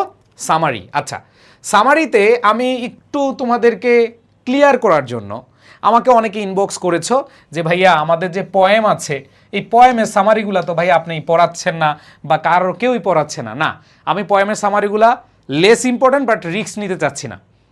যেহেতু আমি দেখেছি যে এইবার এই বাংলা প্রথম পত্র পরীক্ষা দেখে আমার কাছে মনে হচ্ছে মাশাল্লাহ কি জানি কি ঘটতেছে। সো খেয়াল করে দেখো, সো আমরা আসলে কোনো কি রাখবো না, আমরা কোনো খুঁত রাখবো না। সো পয়েমগুলো আমি সামারি করে তোমাদের এখন পড়াইয়া দিব। আর পয়েমের পরে তোমাদেরকে আমি যে কিভাবে প্যাসেজ থেকে সামারি করা যায় সেটাও দেখাবো। তোমরা অনেকে হয়তো ওই ক্লাস করেছো, আমার ওই ক্লাস করেছো আশা করি, যে প্যাসেজ থেকে কীভাবে সামারি করা যায়। তো পয়েম থেকেও আসার সম্ভাবনা কম, খুবই কম, খুবই কম, বাট তারপর আমি পড়াইয়া দিই, রিস্ক ফ্রি থাকতে চাই। আমি দেখেছি অনেকে ওয়ান শট ক্লাস দিয়েছে কিন্তু পয়েম থেকে সামারিটা অনেকে স্কিপ করেছে, বাট আমি স্কিপ করছি না। আমি হচ্ছে দেখাচ্ছি, আমার স্টুডেন্টদেরকে একটু মোটিভেটেড রাখছি যেন টেনশন মুক্ত থাকতে পারে। ধরে নেওয়া আসবে না, বাট যদি আইসা যায় তাহলে কী করবা, তাই না? কারণ তোমরা তো আবার এগুলো থিমের জন্য পড়বা, কাজে লাগবে। তোমাদের যে থিম আছে রাইটিং পার্টে, এই থিমটা পড়ার সময় এই সামারিটা কাজে লাগবে, ঠিক আছে? আর সামারি এবং থিমের মধ্যে পার্থক্য আছে, মনে রাখবা। সামারিটা হচ্ছে তোমার এই কবিতা বা হচ্ছে এই প্যাসেজে যা বলা আছে সেটা দিয়েই তোমার কি আনসার করতে হবে। সেটা 3 ভাগের 1 ভাগ, যদিও কবিতায় 3 ভাগের 1 ভাগ হয় না, তারপরেও বলা যায় আর কি, কাছাকাছি নিলে হয়। আর যেটা তোমার থিম সেটা হচ্ছে ভাই তুমি নিজের মতো করে সুন্দরভাবে বুঝিয়ে বলবা, ঠিক আছে? সামারি মানে হলো যে তুমি যা আছে সেটাকে ছোট করবা, আর থিম মানে যেটা দেওয়া আছে এটা কি বুঝানো হয়েছে, কবি কি বলেছেন। আমি বলছি না কবি বলেছিলেন, তো তুমি কবি যে বলেছেন এটা তুমি কি করবা, সুন্দরভাবে দিয়ে আসবা, সুন্দরভাবে লিখে আসবা। ওকে, সো আসো আমাদের সামারিটা যদি দেখি, আমি যেগুলো ইম্পর্টেন্ট সেগুলো দেখাই দিব। দেখো, কবিতা থেকে 5টা আমি সিলেক্ট করছি, যেমন হোল ফার্স্ট টু ড্রিমস, এটা যদি আসে, এইটা আসলে তোমরা কিভাবে আনসার করবা। সবার আগে রিডিং পড়ো। আমার বিশ্বাস সবাই পড়ছো যে স্বপ্নকে আঁকড়ে ধরো, স্বপ্ন মারা গেলে এটা হচ্ছে ডানা ভাঙা পাখির মতো হয়ে যাবে, যেটা উঠতে পারে না। আবার স্বপ্নকে ধরো, যদি চলে যায় জীবন হয়ে যাবে হচ্ছে কি অনুর্বর ভূমি। সো এগুলো আমরা মোটামুটি জানি এবং আমি সবগুলা সুন্দরভাবে তোমাদেরকে দেখাচ্ছি। একবার ইজিলি যদি বুঝাই যে the poet says that people must hold on to dreams, without dreams life becomes weak, empty and hopeless. মানে এখানে কবি যেটা বলেছেন এটা আমি বাংলায় বুঝিয়ে দিলাম। এটা তোমাদের থিমের ক্ষেত্রে কাজে লাগবে, যদিও থিম আছে তোমাদের সামনে, জাস্ট এটা বোঝানোর জন্য দিয়েছি। এবং এখানে দেখো মেইন যে ওয়ার্ডগুলো দ্বারা যেগুলো বুঝাইছে, ক্লুগুলো দেখো, যে হোল্ড ফাস্ট, হোল্ড ফাস্ট দ্বারা কি বুঝাইছে, কিপ ইট স্ট্রংলি, যে তুমি কি করো, স্বপ্নকে আঁকড়ে ধরো, খুব ভালোভাবে ধরো। এরপর দেখো ব্যারেন মানে কি, অনুর্বর, এমটি অথবা আনপ্রোডাক্টিভ।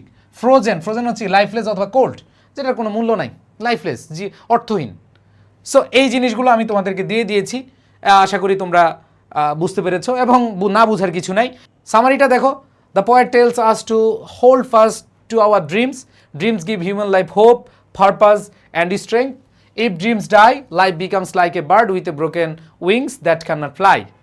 যদিও একটু বড় হয়ে যাচ্ছেন, কিছু করার নাই, কবিতাই তো ছোট, তুমি যদি 2 লাইন লিখো তাহলে তবে নাম্বার পাবা না, এই জন্য একটু নাম্বারটা পাওয়ার জন্য 2-3 লাইন লিখবে। It also becomes like A Baron field frozen with snow, so dreams necessary for a meaningful life.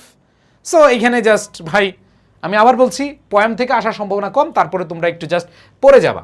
এবার দেখো, all people dream but not equally, যদি এটা আসে আশা করি এটাও তোমরা সহজে বুঝতে পারবা।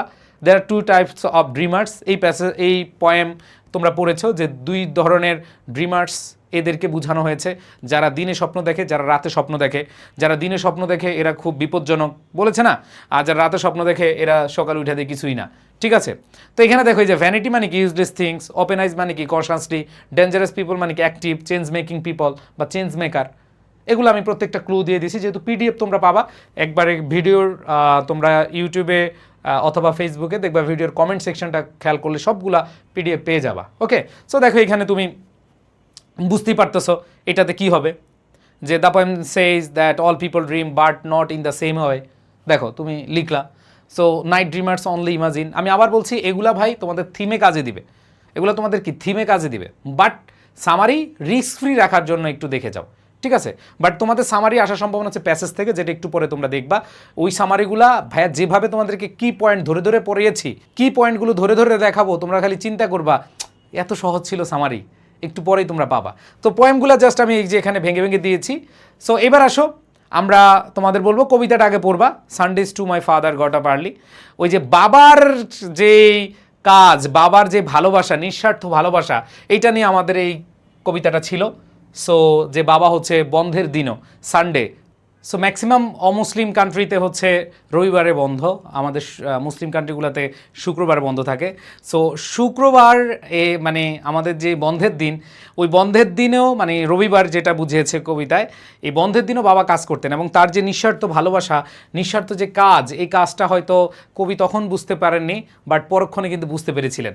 সো এইটাই কিন্তু তুলে ধরা হয়েছে এখানে, যে তিনি হচ্ছে অনেক বেশি পরিশ্রম করতেন সারাদিন, মানে সপ্তাহের প্রত্যেকটা দিন, তারপর বন্ধের দিনও তিনি তার পরিবারের বা ছেলে মেয়ে বা পরিবার পরিজনকে ভালো রাখার জন্য তিনি আরও অনেক কাজ করতেন, ঠিক আছে, এই বিষয়গুলো থাকতো এবং এই কাজগুলো হচ্ছে সাইলেন্ট, এই কাজগুলো কি সাইলেন্ট। তো এখানে জাস্ট ওই পোর্শনটা তুমি উঠিয়ে দিবা, যেমন দেখো, in the cold morning he made the house warm and polish the child's shoes. তখন আমরা কিন্তু হুবহু লাইন লিখতেছি না, আমরা একটু প্যারাফ্রেজিং করতেছি, একটু চেঞ্জ করতেছি, আর কিছু না, ঠিক আছে। No one thanked him then, later the speaker understand that love often work silently through duty and sacrifice. শেষে বুঝতে পারছেন যে ভালোবাসা আসলে প্রকাশ পায় কিভাবে, ডিউটি অ্যান্ড স্যাক্রিফাইসের মাধ্যমে। ওকে, আচ্ছা, এরপরে দেখো পরবর্তী যে কবিতাটা আছে, আমরা দেখেছি স্কুল বয় কবিতাটা, তাই না? সো এই কবিতাটা অনেক বড়, তো এইটা ধরো দুই অংশে আসতে পারে, আমি দুই অংশেই তোমাদেরকে দেখাচ্ছি। সো এখানে স্কুল বয়তে আমরা জানি যে স্কুল বয় খুবই কষ্ট পেত, সে আনন্দ, তার যে আনন্দ এটা একবার নিরানন্দ হয়ে যেত স্কুলে সকালবেলা স্কুল চলে যাওয়া। সো এখানে হচ্ছে তিনি কবি এখানে বুঝাতে চেয়েছেন যে শিশুদের যে আনন্দ কেড়ে নেওয়ার বিষয়টা, তার সৌন্দর্যে বিকশিত হওয়ার যে সুযোগটা, সেটা কেড়ে নিয়েছে এডুকেশন সিস্টেম। সো এটাই তুমি লিখে দিতে পারো, the poem criticises an education system that takes away children's freedom and natural happiness. এরপর দেখো আমাদের I love to rise in summer মান, এই যে এখানে কবিতার একবার শুরুটা, মানে হচ্ছে যে স্কুল বয় পোয়েমটা, এটা শুরুটা আমি তো বললাম যে এটা দুইভাবে ভেঙে ভেঙে আসতে পারে। তোমরা টেস্ট পেপার, আমি টেস্ট পেপার থেকে নিয়েছি। দেখো আমি তোমাদেরকে বলছি যে আমি তোমাদের এই ক্লাসটা নিচ্ছি বোর্ড কোশ্চেন এবং টেস্ট পেপার দুইটাই, কারণ হচ্ছে শুধু বোর্ড কোশ্চেনের উপর ডিপেন্ড করা যাবে না, টেস্ট পেপারটা একটু দেখতে হয়। সো আমি এখানে ওইখান থেকে নিলাম যে তোমাদের আসলে এগুলা দরকার আছে, একটু দেখায় দিই। সো এখানে ওই একই জিনিস যে the boy loves nature in the morning but school takes away his way, a strict classroom makes him sad and anxious. তো এইখানে দেখো এই যে সুইট কোম্পানি দ্বারা কি বুঝিয়েছে, নেচারকে বুঝাইছে, ক্রুয়েল আই দ্বারা বুঝাচ্ছে ওই যে টিচারদের অথবা স্কুলের বা প্রতিষ্ঠানের যে স্ট্রিক্ট মানে আইন এইটা। তারপর দেখো ড্রুপিং, ড্রুপিং মানে হচ্ছে স্যাড বা টায়ার্ড, হ্যাঁ, ক্লান্তিকর, এরকম বোঝায়। সো এখান থেকে সামারিটা যদি আমরা বলি, the boy loves to wake up in a summer morning and enjoy birds nature and sweet company. তার মানে হচ্ছে শিশুটি কী চায়, শিশুটি যেটা চায় এটা হচ্ছে সে সামার মর্নিংয়ে উঠবে, এনজয়, তা সে হচ্ছে কী করবে, উপভোগ করবে, তা নেচার উপভোগ করবে, সুইট কোম্পানি মানে তাদের সঙ্গটা চায়, ঠিক আছে। এরপর দেখো, but going to school under a cruel eye takes away his joy. এই ক্রুয়েল আই দ্বারা বোঝাচ্ছে যে শিক্ষকের কি, সেই একটু আগে আমি তোমাদেরকে দেখিয়েছি কড়া শাসন, এই কড়া শাসনকে বুঝিয়েছে। তারপরে হি বিকামস অ্যাংশাস, এগুলোর জন্য সে অনেক উদ্বিগ্ন থাকে, অ্যান্ড টায়ার্ড, ক্লান্ত থাকে। The poem suggest that learning should be joyful not fearful. তো এটা দ্বারা বুঝিয়েছে যে পড়াশোনা হবে বা শিক্ষা হবে, এটা হবে মানে খুবই আনন্দপূর্ণ, এখানে কোনো ভয়ের কিছু থাকবে না। ওকে, আশা করি তোমরা এই পোয়েমের সামারি কয়েকটা একটু দেখে গেলে হবে। আবার বলছি, পোয়েমেরগুলা একটু লেস ইম্পর্টেন্ট, বাট আমরা এখন যেগুলো পড়বো আমাদের যে প্যাসেজের সামারিগুলা সেগুলো ইম্পর্টেন্ট, এবং ওই সামারিগুলো আমি একবারে তোমাদের কি পয়েন্ট দেখিয়ে দেখিয়ে বুঝাবো। আমি জানি তোমাদের কাছে হয়তো অনেকের কাছে বোরিং মনে হচ্ছে যে ভাই এগুলো অনেকগুলো পারি, বাট আসলে আমি তোমাদেরকে দেখো ক্লাসের শুরুতে এগুলো পড়াই দিচ্ছি, মানে কমন পড়ুক আর না পড়ুক, একটু পরে তো তোমরা আবার আমার প্যাসেজগুলো যখন পড়াবো তখন তুমি পেরে যাবা। ধরো আমি একবার প্রত্যেকটা ইম্পর্টেন্ট প্যাসেজ, যেমন তোমাদের স্পেন্ডিং প্যাসেজ খুবই ইম্পর্টেন্ট, তোমাদের অ্যাডোলেসেন্স প্যাসেজ খুবই ইম্পর্টেন্ট, তোমাদের গ্রেটা ইফেক্ট খুবই ইম্পর্টেন্ট প্যাসেজ, তাই না, মানে গ্রেটা থানবার্গ যেটা আছে। আমি যদি তোমাদেরকে বলি হচ্ছে লীলানাগ, তারপর হচ্ছে এআই, এগুলা তো ইম্পর্টেন্ট। সো এগুলো আমি তোমাদেরকে একটু পরে পড়িয়ে দিব, বাট এই যে প্রথম 1-1.5 ঘন্টা এগুলো আমি তোমাদেরকে স্পেশালভাবে দেখাই দিচ্ছি, যাতে করে কমন না পড়লো, যেন বলতে না পারো যে ভাইয়ার ক্লাসটা করে লস হয়েছে, এই জন্য এগুলো পড়িয়েছি। সো আসো আমরা এখন প্যাসেজের সামারিগুলো পড়বো। দেখো তোমরা সবাই জানো যে তোমাদের একটা এরকম প্যাসেজ দেওয়া থাকবে এবং এই প্যাসেজ থেকে তোমার সামারি লিখতে হবে। মনে রাখবা সামারি অনেক ছোট হয়, মানে প্যাসেজ যা আছে 3/1 আমাদের লিখতে হয়। অনেকে বলে যে ভাইয়া কয় লাইন লিখবো, আসলে কত লাইন লিখবা সেটা ফ্যাক্ট না। তোমার যে প্যাসেজটা আছে এই প্যাসেজের মূল বিষয়বস্তু তুমি খুব শর্ট আকারে লিখে আসবে, তারপরও যদি আমি ধারণা দেই যে 3/1 লিখবে সামারিতে। সো আসো এই সামারি যদি তোমার কমন নাও পড়ে তুমি কিভাবে লিখবে, আর যদি কমন পড়ে তাহলে কিভাবে লিখবে। আমি মনে প্রাণে বিশ্বাস করি যারা আমার ক্লাস করো, আমি সামারির অলরেডি পিডিএফ দিয়েছি এবং সামারিতে কিভাবে ভালো করা যায় সেই জন্য ক্লাসও নিয়ে হাজির হয়েছি। সো আজকের ক্লাসের পিডিএফটা অবশ্যই তোমরা পেয়ে যাবে। তোমরা সবাই যে কাজটি করবে, তোমরা একটু তোমাদের বন্ধুদেরকে মেনশন করে দাও, 5 জন বন্ধুদেরকে মেনশন করে জানিয়ে দাও এবং তোমরা তোমাদের টাইমলাইনে শেয়ার করে দাও, তাহলে এই পিডিএফটা পেয়ে যাবে। সো আমি চলে যাচ্ছি আমাদের মেইন আলোচনায়। প্রাপ্য শিক্ষার্থীরা দেখো, এই প্যাসেজটা তোমাদের খুব কমন একটা প্যাসেজ। এই প্যাসেজ থেকে তুমি কিভাবে সামারিটা লিখবে সেটা আমি দেখাবো, তবে এইখান থেকে তোমার কিছু কি পয়েন্ট বের করতে হবে। তুমি দেখো এখানে কিন্তু 10 মার্ক। সো সামারিতে যেহেতু তোমার 10 মার্কসই পেতে হবে, তোমাকে একটু সময় দিতে হবে। তুমি এখানে এই প্যাসেজ থেকে গুরুত্বপূর্ণ যে কথাগুলো সেগুলো আগে একটু খুঁজে বের করো। যেমন দেখো এখানে এই জায়গাটায় প্রথম লাইনে বলা আছে যে অ্যাডোলেসেন্স কনস্টিটিউট আ নেশনস কোর রিসোর্স। এইটা দেখো একটা জাতির মূল সম্পদ, এইটা আমরা দেখতে পাচ্ছি, তাই না? সো এইখানে তুমি এই লাইনটার মধ্যে এই যে পয়েন্টটা আছে এই পয়েন্টটা মাথায় রাখবে। এখন যে রিসোর্স রয়েছে, দ্যাট মিনস রিসোর্স কেন? কারণ হচ্ছে এখানে অনেক অ্যাডোলেসেন্স রয়েছে। দ্যাট মিনস এখানে দেখো তোমাদের এখানে একটা 31 মিলিয়ন অ্যাডোলেসেন্স রয়েছে। তুমি চাইলে এটার সাথে যেহেতু রিসোর্স বলেছে তুমি এটা কি রাখতে পারো, অ্যাড করতে পারো। এরপর দেখো the situation of adolescence girls in Bangladesh. এইখানে এই প্যাসেজের স্পেশাল একটা প্যারা রয়েছে বা স্পেশালিটি রয়েছে। দেখো এইখানে সিচুয়েশন অফ অ্যাডোলেসেন্স মানে হচ্ছে কিশোরীদের অবস্থা বা বর্তমান যে সিচুয়েশন রয়েছে সেটা কিন্তু এখানে আলোচনা করা আছে এবং সেখানে দেখিয়েছে যে এই যে কিশোরীরা রয়েছে তারা ইনইকুয়ালিটিতে ভুগতেছে, সাবঅর্ডিনেশন, তারপর হচ্ছে আর্লি ম্যারিজ বা child marriage, marginalisation, exclusion from health, education and economic opportunities, vulnerability to violence and sexual abuse. দেখো এইটা থেকে তোমাদের কিন্তু একটা ফ্লো চার্টও আসতে পারে যে the situation of adolescence girl. So এইখানে খেয়াল করে দেখো, যদি তোমার সামারি না এসে ফ্লো চার্ট আসে তাও কিন্তু তুমি লিখতে পারবা। সো এখানে দেখো তুমি প্রথমে কোর রিসোর্স পাইলা, এরপরে পেলা হচ্ছে যে অ্যাডোলেসেন্স গার্লসদের নিয়ে কথা বলা আছে, এইখানে এটা পাইলাম। এরপর দেখো the legal age of marriage. এইবার আসে দেখো এই প্যারাতে এসে ম্যারিজ মানে হচ্ছে বিবাহের যে বয়সটা সেটা বলেছে এবং এইখানে দেখো গার্লসদের অবস্থা কি, মানে অ্যাডোলেসেন্স গার্লসরা কবে তাদের যে বিয়ের বয়স হয় এবং আসলে কি বিয়ের বয়সের আগেই বিয়ে দেওয়া হয় কিনা এটা কিন্তু বলা আছে। আবার এইখানে খেয়াল করে দেখো, এইখানে বলেছে যে research find that adolescence with higher level of education from more affluent families tend to marry at a later age. আর এইখানে দেখো বয়েজ, তুমি শুধু গার্লস লিখলে হবে না, যেহেতু পুরো প্যাসেজ থেকে তোমার সামারি করতে হবে যে গার্লসদের যেহেতু সিচুয়েশন দিয়েছ বয়েজদের সিচুয়েশনও দিবা। সো আমি দেখো এখানে যে কি পয়েন্টগুলো দেখতে পেলাম আমি একটু দেখাচ্ছি।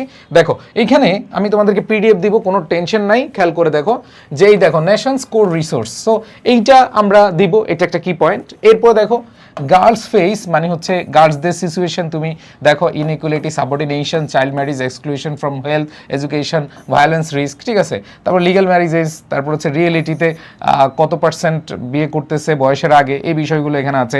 হায়ার এডুকেশন ওয়েলথ, যারা হচ্ছে একটু হায়ার এডুকেটেড, দেখো এই যে আমরা রিসার্চ ফাইন্ডস এই লাইন থেকে দেখো এইখানে জাস্ট দেখো higher level of education and for more affluent families tend to marry at a later age.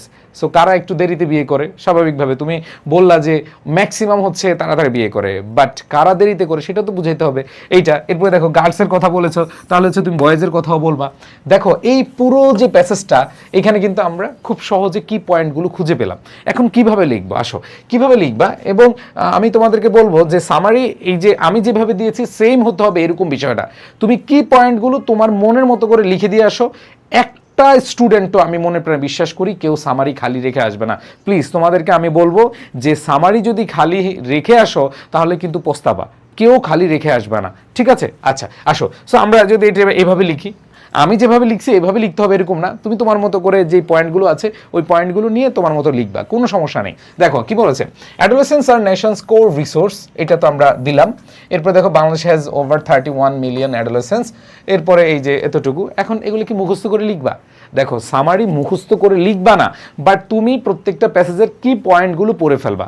So আমি তোমাদেরকে পিডিএফে দিয়েছি, এবং আমাদের যে শিওর এ প্লাস বইটা আছে, ইংলিশ ফার্স্ট পেপার একটা সাজেশন বই তোমরা পেয়ে যাচ্ছ আগামী সপ্তাহে, এবং সেখানে আমরা হচ্ছে গুরুত্বপূর্ণ যে প্যাসেজগুলো রয়েছে সেখানে তোমাদের এই যে সামারিগুলো রয়েছে কি পয়েন্ট আকারে, মানে হচ্ছে তুমি প্রত্যেকটা সামারির একবারে কি পয়েন্টগুলো পড়ে ফেলবা, দেন হচ্ছে তুমি এইভাবে আনসার করবা। সো এইখানে মুখস্থ করার বিষয় নয় ভাইয়া। দেখো এখানে দেখো ন্যাশনাল স্কোর রিসোর্স এটা লেখা ছিল, এরপর দেখো 31 মিলিয়ন এটাও কিন্তু প্যাসেজে লেখা ছিল, এরপর দেখো adolescence girl face inequality, child marriage, exclusion from health education কিন্তু লেখা ছিল, এরপরে দেখো লিগাল ম্যারিজেস এইটাও লেখা ছিল, ঠিক আছে। তারপরে দেখো এইখানে যেটা বলেছে higher education and wealth delay marriage, মানে এখানে কেন দেরি করে বিয়ে করছে এটাও কিন্তু এখানে লেখা আছে। সো খেয়াল করে দেখো, আমি তোমাদেরকে এতক্ষণ যে প্যাসেজটা দেখালাম ওইটার কি পয়েন্ট দিয়ে তুমি জাস্ট দেখে দেখে সামারিটা লিখবে। তোমরা অনেকে ফরম্যাট মুখস্থ করো, টেকনিক মুখস্থ করো, দেখো ফরম্যাট টেকনিক মুখস্থ করে তুমি দয়ার মার্ক 2, 1, 3 এরকম পেতে পারো, কিন্তু 10 আউট অফ 10 জীবনও পাবা না। বাট তুমি এইভাবে যদি লিখে দিয়ে আসো তোমাকে স্যার নম্বর দিবেই, কারণ তুমি মেইন বিষয়গুলো কিন্তু এখানে উল্লেখ করেছো। আসো আমি তোমাদেরকে আরেকটা প্যাসেজে নিয়ে যাচ্ছি। দেখো খুবই ইজি, খেয়াল করে দেখো এখানে এআই যে প্যাসেজটা রয়েছে তোমরা দেখতে পাচ্ছ, এআই প্যাসেজটা খুব ইম্পর্টেন্ট। সো এখান থেকে কি পয়েন্টগুলো আমি একটু তোমাদেরকে দেখাচ্ছি। দেখো আর্টিফিশিয়াল ইন্টেলিজেন্স নিয়ে এখানে এই প্যাসেজটা আছে, এবং খেয়াল করে দেখো এই যে one of the main advantages, এখানে অ্যাডভান্টেজ নিয়ে কথা বলা আছে, তারপরে দেখো এআই টুলস নিয়ে কথা আছে। দ্যাট মিনস এই যে এত বড় প্যাসেজ নিয়ে তোমার টেনশন করার কোনো দরকারই নেই। তুমি একটু খেয়াল করে দেখো এইখানে যে জিনিসটা আছে, প্রথম আর্টিফিশিয়াল ইন্টেলিজেন্স এটা আসলে কি প্রোভাইড করে বা কি, এটা তুমি দেখো মেইন পয়েন্ট। দ্বিতীয় প্যারায় দেখো এখানে অ্যাডভান্টেজেস আছে, তৃতীয় প্যারায় দেখো তোমার এখানে টুলস আছে, এবং লাস্টের প্যারায় দেখবা যে বলা আছে যে এআই রিপ্লেস করতেছে অনেক জবকে, ঠিক আছে।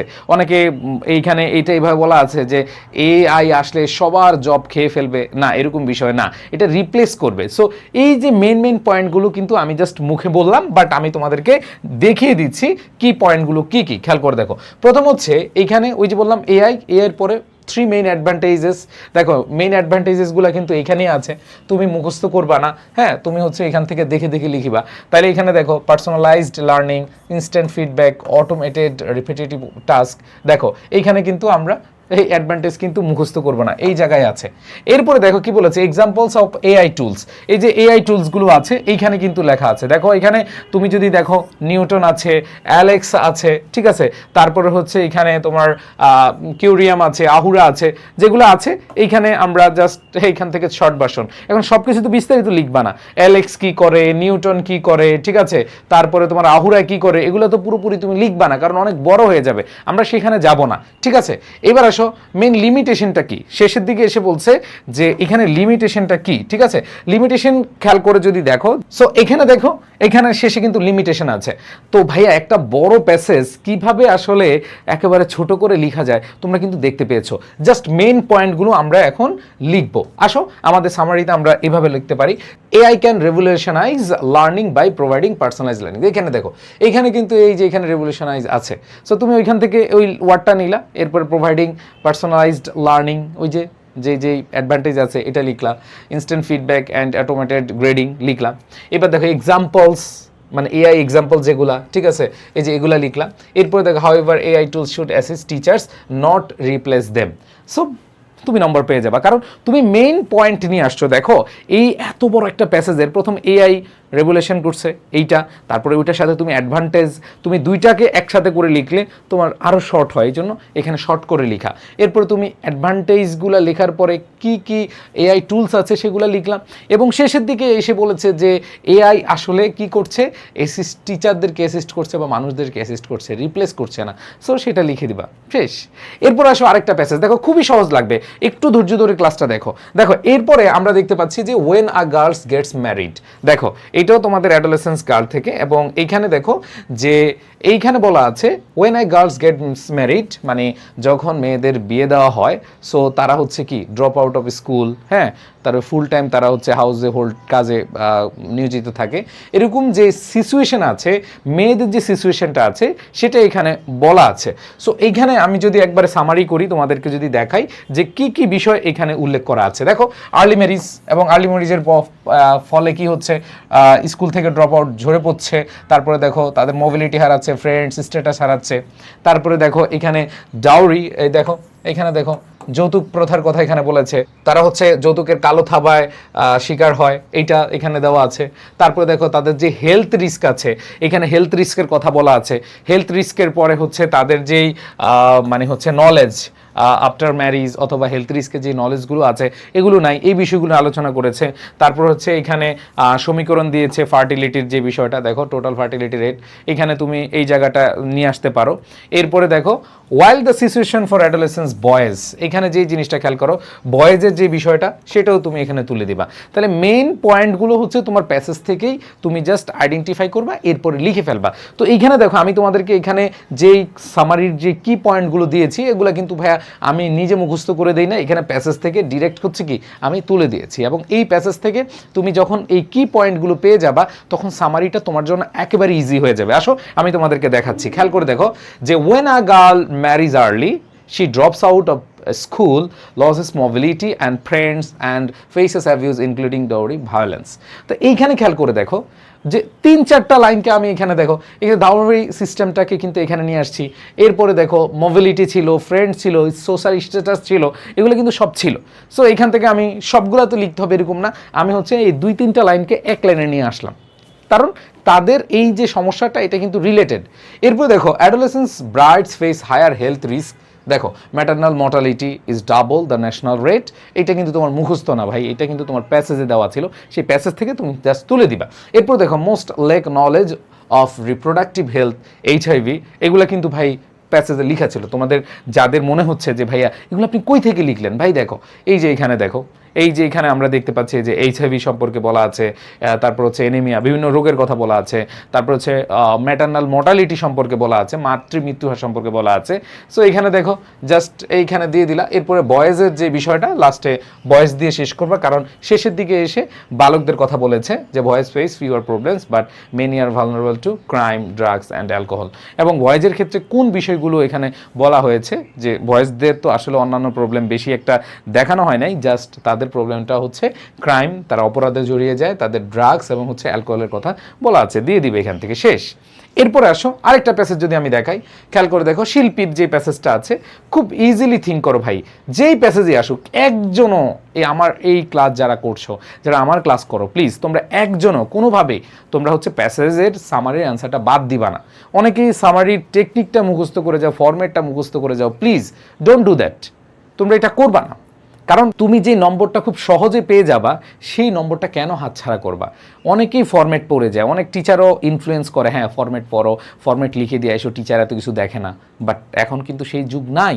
সো প্রাণপ্রিয় শিক্ষার্থীরা সবাই যে কাজটা করবা 100% অ্যাটেনশন দিয়ে হলো তোমরা এই যে তোমাদের যে সামারিটার জন্য যে প্যাসেজটা আসবে সেটা থেকে তুমি জাস্ট একটু খুঁজে খুঁজে আনসারগুলো করে আসবা, আর কিছু না। ওকে, সো আসো খুবই কমন একটা প্যাসেজ শিল্পী।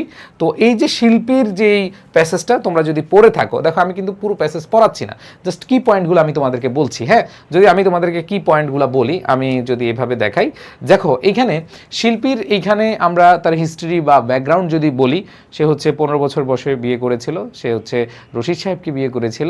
সো বিয়ের পরে সে হচ্ছে একটা অর্গানাইজেশনে গেল, অর্গানাইজেশনে গিয়ে যখন দেখলো যে আফটার ম্যারিজ যে অ্যাডোলেসেন্স গার্লদের কি কি প্রবলেম হতে পারে, সে যখন জানলো, সে হচ্ছে রশিদ সাহেবকে জানালো, রশিদ সাহেব কনভিন্স হলো যে না এখন বাচ্চা কাচ্চা নেওয়া যাবে না। এখন এইটা আবার একটা প্রবলেম যে আগের যে ট্র্যাডিশনাল সোসাইটি রয়েছিল সেখানে কিন্তু শুধু বাবা মা না, মানে শ্বশুর শাশুড়ি না, বিভিন্ন আত্মীয় স্বজন হচ্ছে যে ফোর্স করতো যে বাচ্চা কাচ্চা নাও, ঠিক আছে, এগুলো নিয়ে। তো এইগুলোর যে রিস্কগুলো, হেলথ রিস্কগুলো সম্পর্কে যখন রশিদ এবং শিল্পী কনভিন্সড হলো, তখন হচ্ছে যে তারা ওনাদেরকে মানে হচ্ছে আত্মীয় স্বজনকে জানাতে গেল, কিন্তু প্রেশার না, তারা মানবে না। এরপরে হলো যে শ্বশুর শাশুড়ি বা যারা হচ্ছে গার্ডিয়ান তাদের যে পিয়ার সাপোর্ট সেটা দিয়েছিল, তখন তারা বুঝতে সক্ষম হলো। এবং শেষ দিকে হচ্ছে এসে সবাই যখন গ্রামে বুঝতে পারলো, তখন সবাই একমত হয়েছিল এই ব্যাপারে। সো এখানে দেখো আমি বাংলা দেখালাম, বাট এখানে মেইন যে পয়েন্টগুলো, সো শিল্পীর প্রেক্ষাপট এই ব্যাকগ্রাউন্ডটা এখানে দিলাম। এরপর হচ্ছে এম্পাওয়ারমেন্ট গ্রুপ, ওই যে বললাম যে অর্গানাইজেশনে গেল এবং সেখানে কি রিস্ক আছে সেগুলো সম্পর্কে জানলো। রশিদ কি হলো, agree to delay children 5 years, Rashid সাহেব কি করলো, অসম্মত হলো। তারপর হচ্ছে প্যারেন্টকে কি করা হচ্ছে, পিয়ার হেল্পড কনভিন্স ফ্যামিলি, মানে হচ্ছে যে প্যারেন্টসকে বোঝানোর জন্য ওই যে বললাম পিয়ার সাপোর্ট দেওয়া হয়েছে, মানে কাউন্সিলিং করা হয়েছে। এরপরে ফাইনাল আউটকাম হয়েছে village speaks out against early marriage, এবং এই গ্রামবাসী সবাই হচ্ছে যে একমত হলো যে না, এটা করা যাবে না, যে আর্লি ম্যারিজ অথবা হচ্ছে যে এই যে যে হেলথ রিস্ক ইস্যুগুলো আছে এগুলো সম্পর্কে তারা জেনে তারা একমত হয়ে তারা হচ্ছে সবাই এখন এই ব্যাপারে সচেতন। সো এইখান থেকে দেখো আমরা যে জিনিসগুলো পেলাম, আমরা যদি এটাকে সামারি করি কি হচ্ছে দেখো, যে এই যে আমরা প্রেক্ষাপট দিলাম, হ্যাঁ, তারপরে দেখো after joining an empowerment group, তারপর সেই কী কী শিখলো, যে হেলথ রিস্ক আছে আর্লি প্রেগনেন্সির, এরপর হচ্ছে counselling, she and her husband, হ্যাঁ, তারা হচ্ছে একমত হয়েছিল, এই যে লিগলা 5 years, এরপর হচ্ছে ফ্যামিলি প্রেশার ছিল, হ্যাঁ, দে কনভিন্সড দেয়ার রিলেটিভস ইউজিং প্যারেন্ট পিয়ার, ওই যে এম্পাওয়ারমেন্ট গ্রুপের যে প্যারেন্ট পিয়ার ছিল তাদের মাধ্যমে তারা কনভিন্স করতে সক্ষম হয়েছে। And the village now supports them against early marriage. দেখো পুরো প্যাসেজের মূল কথা কিন্তু এখানে চলে আসছে। সো মজার ব্যাপার হলো সামারিটা খুবই ইজি যদি তুমি আসলে প্যাসেজের কি পয়েন্টগুলো ধরতে পারো। সো কি পয়েন্টগুলো কিন্তু তোমরা এখানে পেয়ে যাচ্ছ, এবং তোমাদেরকে বলে রাখি আরেকটা কথা বলে রাখি, আরও খুব ভালোভাবে বলে রাখি, যে এই যে কি পয়েন্টগুলো তোমাদেরকে আমি পিডিএফ দিব, তবে সবগুলো প্যাসেজের তোমরা এই পিডিএফটা পেয়ে যাবে আমাদের শিওর এ প্লাস বইতে, সাজেশন বই, এটা কিন্তু ছোট একটা সাজেশন বই। সো ওইটাতে তোমরা পেয়ে যাবে। আসো এখন আমরা দেখবো আরেকটা, দেখো দ্য প্যারটস টেল, ঠিক আছে, দ্য প্যারটস টেল যে প্যাসেজটা আছে এটা অনেক বড়, বাট পুরোটা আসবে না। ধরো আমি তোমাদেরকে প্রথম অংশ থেকে দেখাচ্ছি। প্রথম অংশে তোমরা যখন এই প্যাসেজটা পাবা তোমাদের মনে থাকার কথা যে একটা পাখিকে, মূর্খ পাখিকে কি করবে, শিক্ষিত করবে, এটার জন্য বিশাল আয়োজন, তাই না? সো এইটার আয়োজনে যদি আমি একবার মেইন পয়েন্টগুলো তোমাদেরকে দেখাই, যে king wanted an unlettered bird educated, যে রাজা চেয়েছিল একটা মূর্খ পাখিকে কি শিক্ষিত করার জন্য। সো এটার জন্য অনেক খাজনার চেয়ে বাজনা বেশি এরকম আয়োজন করেছে, ঠিক আছে? সো খেয়াল করে দেখো, scholars built expensive case, made many text, হ্যাঁ, হায়ার্ড লার্জ ক্রু। দেখো এখানে যেই পয়েন্টগুলো মানে হচ্ছে এটাকে শিক্ষিত করার জন্য কি কি আয়োজন করা হয়েছিল, এখানে মেইন পয়েন্টগুলো তুমি এখান থেকে দিয়ে দিবা, এখানে সব দেওয়া আছে কিন্তু। এরপর দেখো এভরিওয়ান গট ফিজ রিওয়ার্ড, এবং যারা শিক্ষিত করার জন্য আসছিল, শিক্ষক থেকে শুরু করে আশেপাশে যারা প্রত্যেকে এমপ্লয়ি থেকে শুরু করে যারা এটার সাথে রিলেটেড সবাই কিন্তু রিওয়ার্ডেড হয়েছিল, অনেক টাকা পয়সা কামাইছিল, ঠিক আছে? No one actually taught the bird, কিন্তু আসলেই কেউ হচ্ছে কে এই পাখিটাকে শিক্ষিত করাতে পারেনি। তারপর দেখো ক্রিটিক্স নোটিসড, এবং সেখানে যারা সমালোচক, এই রাজা আপনার ভাইপোরা কি করছে জানেন, সব খেয়ে দিচ্ছে। সো এই বিষয়গুলো কিন্তু বলতেছিল, হ্যাঁ। তারপর হচ্ছে বাট কিং এটা বুঝতে পারে না, সে কিন্তু তার নিপীয়কে কি করেছিল, হ্যাঁ, পুরস্কৃত করেছিল। এরপরে শেষ দিকে satire on focusing appearances gain instead of real education, এবং শেষ দিকে বলেছে যে satire on focusing on appearances, মানে হচ্ছে যে এইখানে যে আসলে মানে জাস্ট দেখানোর বিষয়টাই সব ছিল, কিন্তু মেন যে উদ্দেশ্য যে শিক্ষাটা সেটার হয় নাই, ঠিক আছে? সো এখানে এই যে মেন পয়েন্টগুলো আমরা পাইলাম, জাস্ট যারা প্যাসেজটা একবার পড়েছ এরপর যদি মেন পয়েন্টগুলো দেখো, এখন তুমি খেয়াল করে দেখো এইটা থেকে তুমি যদি সামারি করো যে king ordered an unlettered bird to be educated, দেখো প্রথমে কিন্তু এটা ছিল। তারপর হচ্ছে নিফিউজ যারা ছিল, স্কলার যারা ছিল, তারা কি কি করছে দেখো, কেজ, তারপর হচ্ছে এখানে হচ্ছে টেক্সট, এরপরে দেখো লার্জ মেনটেনেন্স ক্রু, তারপর হচ্ছে তারা হ্যান্ডসাম ফি পাইছে, হ্যাঁ। তারপর হচ্ছে আসলে কেউই আসলে প্রকৃত শিক্ষাটা দিতে পারে নাই। তারপরে ক্রিটিক্স এখানে পয়েন্ট করছিল, হ্যাঁ, কিন্তু ক্রিটিক্সের কথা শুনে নাই, রাজা কিন্তু পুরস্কৃত করে যাচ্ছিল, হ্যাঁ।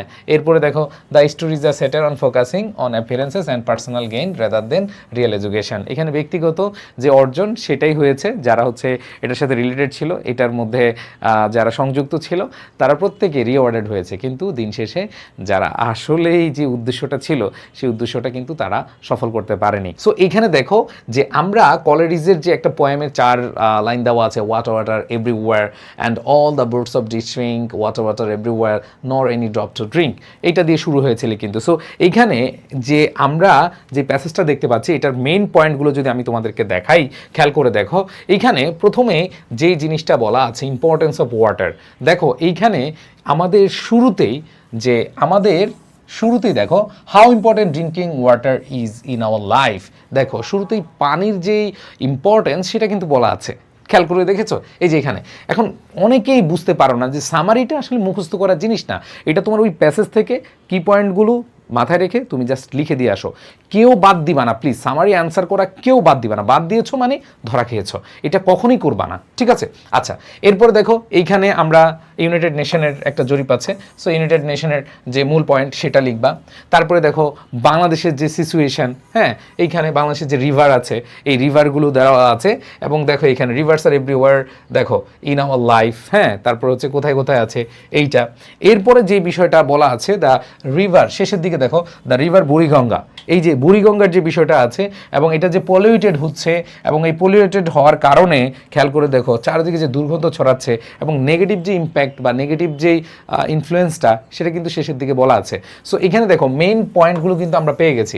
প্রথমে হচ্ছে ইম্পর্টেন্স অফ ওয়াটার, এরপরে খেয়াল করে দেখো ইউনাইটেড নেশনের একটা জরিপ ছিল, এরপরে বাংলাদেশের অবস্থা, বাংলাদেশের রিভারের যে অবস্থা সেটা বলেছে, এবং করুণ অবস্থা শেষ দিকে এখানে বলেছে দ্য ডেইলি সান, দেখো এখানে বলা আছে। তার মানে দেখো এই পুরো প্যাসেজের এইখানে পুরো প্যাসেজ তো তুমি লিখে আসবে না, 3 ভাগের 1 ভাগ। আমি কিন্তু প্রথম ক্লাসে তোমাদেরকে বলে আসছিলাম যে সামারির প্রথম ক্লাসে তোমাদেরকে দেখিয়েছি যে কতটুকু লিখবা, কিভাবে লিখবা, এবং মূল পয়েন্টগুলো যদি তুমি ধরতে পারো তাহলে সামারি তোমার জন্য একেবারে ইজি। সো আসো প্রাণপ্রিয় শিক্ষার্থীরা, আমি এখান থেকে যদি সামারিটা লিখি, দেখো একেবারে easy. Water is essential for our life. দেখো ভাই এটা কি তোমার মুখস্থ করতে হচ্ছে? এটা মুখস্থ করতে হচ্ছে না, এটা তোমার ওই যে প্যাসেজ থেকে মূল পয়েন্টটা লিখলাম। এরপর দেখো 2/3 of our body is made of it, কেন গুরুত্বপূর্ণ? প্যাসেজে দেওয়া আছে ভাই, এটা মুখস্থ করতে হবে না, যেভাবে আছে সেভাবে তুমি অ্যান্সার করবা। এরপর দেখো ইউনাইটেড নেশন ড্রিঙ্কিং ওয়াটার, এই যে দেখো এই যে ইউনাইটেড নেশন বলছে যে আমাদের সামনে যে চ্যালেঞ্জ আছে তার মধ্যে অনেক বড় একটা চ্যালেঞ্জ, সেটা হলো যে পিওর ওয়াটার। হ্যাঁ, এরপর দেখো বিশুদ্ধ পানির কথা বলেছে, all the Bangladesh has rivers. একবার দেখো বাংলাদেশের অনেক নদী নালা আছে, আমরা দেখেছি একটু আগে আমাদের প্যাসেজে বলা ছিল। এরপরে দেখো সেই ক্ষেত্রে মেনি রিভার্স আর ডাইং। এরপরে বুড়িগঙ্গার কথা বলেছে, পলিউটেড হচ্ছে, এবার এটা বলছে আনলাইক ইটস পাস্ট কন্ডিশন, মানে আগের যে অবস্থা ছিল সেটা থেকে আস্তে আস্তে আরও খারাপ অবস্থায় চলে গিয়েছে। সো তুমি দেখো এই যে মেইন প্যাসেজটা থেকে মেইন কথাগুলো কিন্তু তুমি এখানে নিয়ে আসতে পারছো। কেন নিয়ে আসতে পারছো? তুমি ধরতে পারছো যে কি পয়েন্ট কোনগুলো। সো আমি এই প্যাসেজগুলো অলরেডি আমি গত ক্লাসে অনেকগুলো প্যাসেজ সলভ করেছি, আজকেও সলভ করাবো, এবং এই পিডিএফটা তোমরা পেয়ে যাবে। যারা শেয়ার করেছো তোমরা সবাই একটু শেয়ার করে দাও, শেয়ার না করলে কিন্তু পিডিএফ না পাওয়াটাই দরকার, তাই না? তো শেয়ার করে দাও অথবা মেনশন করে দাও 5 জন ফ্রেন্ডকে, এই যে এইখানে তোমরা যারা ক্লাসটা দেখছো একটু মেনশন করে দাও। ইনশাআল্লাহ আমি তোমাদের পাশে আছি। আমি আবার বলছি যে তোমাদের ফাইনাল পরীক্ষা পর্যন্ত আমি তোমাদের সাথে এইভাবে ক্লাস দিয়ে যাব এবং তোমাদের সাথে আমি একবার শেষ পর্যন্ত থাকবো। তোমরা অলরেডি জানো আমি রাইটিংয়ের যে 80 মার্ক রয়েছে 80 মার্কের জন্য তোমাদের জন্য আমি হচ্ছে ফ্রি ওয়ার্কশপের আয়োজন করেছি, সেখানে তোমার টোটাল 80 মার্কের পড়া শেষ হয়ে যাবে। ওকে, আচ্ছা, সো আসো আমি পরবর্তী যে প্যাসেজ আছে সেটাতে চলে যাই। দেখো খেয়াল করে দেখো খুবই গুরুত্বপূর্ণ একটা প্যাসেজ যে I have a dream, Martin Luther king এর। দেখো এখানে অনেকগুলো কথা আছে, আই হ্যাভ এ ড্রিম দিয়ে এখানে মার্টিন লুথার কিং অনেক কথা বলেছে। দেখো এখানে মার্টিন লুথার কিং বলেছে I have a dream that one day even the state of মিসিসিপির কথা বলেছে, তারপর হচ্ছে ডাউন ইন আলবামার কথা বলেছে, এভরি ভ্যালি শ্যাল বি এক্সল্টেডের কথা আছে, তারপরে উনি অনেকগুলো ড্রিমের কথা বলেছে, অনেকগুলো হোপের কথা বলেছে। সো আমরা কি সবগুলো হোপ অথবা ড্রিম আমরা কি শেষ করতে পারবো লিখে? না, আমরা শেষ করতে পারবো না। সো এখানে যে মেইন পয়েন্টগুলো, ধরো এই যে প্যাসেজটা রয়েছে এইখানে তার যে ড্রিমগুলো রয়েছে, ড্রিম আসলে কি? মেইন যে ড্রিমের কথা ছিল সেটা ছিল হচ্ছে যে রেসিজম এবং হচ্ছে ইনজাস্টিস, যে এই যে এতগুলো ড্রিম কেন দেখছে এগুলোর একটাই টার্গেট ছিল। খেয়াল করে দেখো অনেকগুলো ড্রিম ছিল, অনেকগুলো হোপ ছিল, বাট তার যদি আমি একবারে ছোট করে সামারি করি, তিনি কি চেয়েছিলেন? তিনি চেয়েছিলেন রেসিজম, বর্ণবাদ কি যে নিপাত যাক, এবং ইনজাস্টিস যে অন্যায়, ঠিক আছে, অন্যায্যতা, এইটা যেন তারা শেষ করে দেয় বা এটা যেন শেষ হয়, এটাই ছিল মেইন পয়েন্ট। তাহলে এইখানে ভাই তোমার এই যে এখানে I have a dream, I have a dream, I have a dream, এত কিছু তোমার দেখার দরকার নাই, তুমি মেইন পয়েন্ট কিন্তু পেয়ে গেছো, এবং এটা লিখলো ভাই তুমি 2 নাম্বার এমনি পেয়ে যাবা। জাস্ট এই 2টা লাইন যদি তুমি লিখো বা 2টা বিষয় যদি তুমি লিখো, রেসিজম এবং হচ্ছে যে এখানে ইনজাস্টিস, লিখলে ভাই তুমি নম্বর পেয়ে যাবা। এরপরে খেয়াল করে দেখো এখানে যেই বিষয়টা তুলে ধরা হয়েছে, মানে বেশি গুরুত্ব দিয়ে বলা হয়েছে যে চিলড্রেন জাজ by character not skin colour, যে স্কিন কালার মানে হচ্ছে তাদের যে গায়ের রং সেটা দিয়ে তাদেরকে জাজ করা হবে না। তার মানে ওই যে ঘুরে ফিরে রেসিজম এখানে বলা আছে। এরপরে দেখো black and white children as sisters brothers, এবং তারা একসাথে থাকবে, ভ্রাতৃত্ব বন্ধনে তারা কি আবদ্ধ হবে। এরপর দেখো জিওগ্রাফিক্যাল মানে হচ্ছে এখানে ভ্যালি মাউন্টেনের যে বিষয়গুলো এগুলো সব সমান হবে। এরপরে let freedom ring from every state, final বলেছে ফ্রি অ্যাট লাস্ট। দেখো ফাইনাল এখানে বলছে free at last, free at last. So এইখানে শেষের দিকে তিনি একটা আশার বাণী দিয়ে শেষ করেছেন, এবং এইখানে আমি যদি তোমাদেরকে বলি যে এই যে পুরো কম্প্রিহেনশনটা রয়েছে এটার মেইনটাই কিন্তু তোমার এই যে এইখানে চলে আসছে, এটা দিয়ে এরপরে তুমি মাঝখানে দুই একটা ইম্পর্টেন্ট কাহিনী দিয়ে দিলে তোমার কিন্তু পুরো সামারিটা শেষ। আসো তুমি কিভাবে লিখবা দেখো, এইখানে দেখো মার্টিন লুথার কিং ড্রিম দেখেছিলেন কি, এখানে হচ্ছে যে রেসিজম থাকবে না, ঠিক আছে, জাস্টিস থাকবে, ইনজাস্টিস থাকবে না, ঠিক আছে। এই যে দেখো তার চিলড্রেনরা জাজ by character not skin colour, ভাই এই মূল পয়েন্ট, এগুলো হচ্ছে কি মূল পয়েন্ট। এরপর দেখো he dreamed of black and white children joining hands, তারা একসাথে কি করবে, কাজ করবে। এরপর বলছে he called for freedom to ring from every hill mountain, ঠিক আছে, এই কথাগুলো কিন্তু বলা আছে, তুমি জাস্ট ছোট ছোট করে এখানে লিখে দিবা বা হচ্ছে এখানে প্রেজেন্ট করবা। এরপর হচ্ছে he believed all God children would one day sing free at last. দেখো পুরো প্যাসেজটার মেইন কথা কিন্তু চলে আসছে, মানে এই যে তার যে বক্তব্যটা, এই বক্তব্যটা কেন ছিল, তিনি চেয়েছিলেন রেসিজমের কি হোক, শেষ হোক, নিপাত যাক। আর তিনি আরেকটা বিষয় চেয়েছিলেন যে জাস্টিস যেন সব জায়গায় হয়। এইখানে তিনি চেয়েছেন এইখানে যারা কৃষ্ণাঙ্গ রয়েছে, শ্বেতাঙ্গ রয়েছে, সবাই যেন একই সারিতে থেকে কাজ করে যেতে পারে, একটা ইউনাইটেড নেশন যেন থাকতে পারে। এই বিষয়টা কিন্তু তিনি সুন্দরভাবে তুলে ধরেছেন। সো এই প্যাসেজটা আশা করি খুব সহজে তোমরা বুঝতে পেরেছো। এখন আসো আমরা পরবর্তীতে চলে যাই।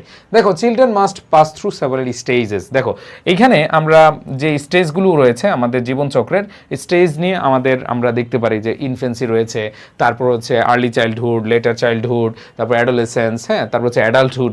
আমাদের যে স্টেজটা আছে আমাদের জীবনের, এই স্টেজ সম্পর্কে এইখানে বলা হয়েছে। সো খেয়াল করে দেখো এখানে আমরা স্টেজ সম্পর্কে বলেছে এবং স্টেজ সম্পর্কে বলতে গিয়ে সবচেয়ে বেশি আলোচনা করেছে অ্যাডোলেসেন্স, মানে এখানে দেখো ইনফেন্সি মেয়েটা হচ্ছে একবারে জন্ম থেকে 2 বছর পর্যন্ত শিশুকাল, এটা নিয়ে কিন্তু বেশি একটা আলোচনা করে নাই।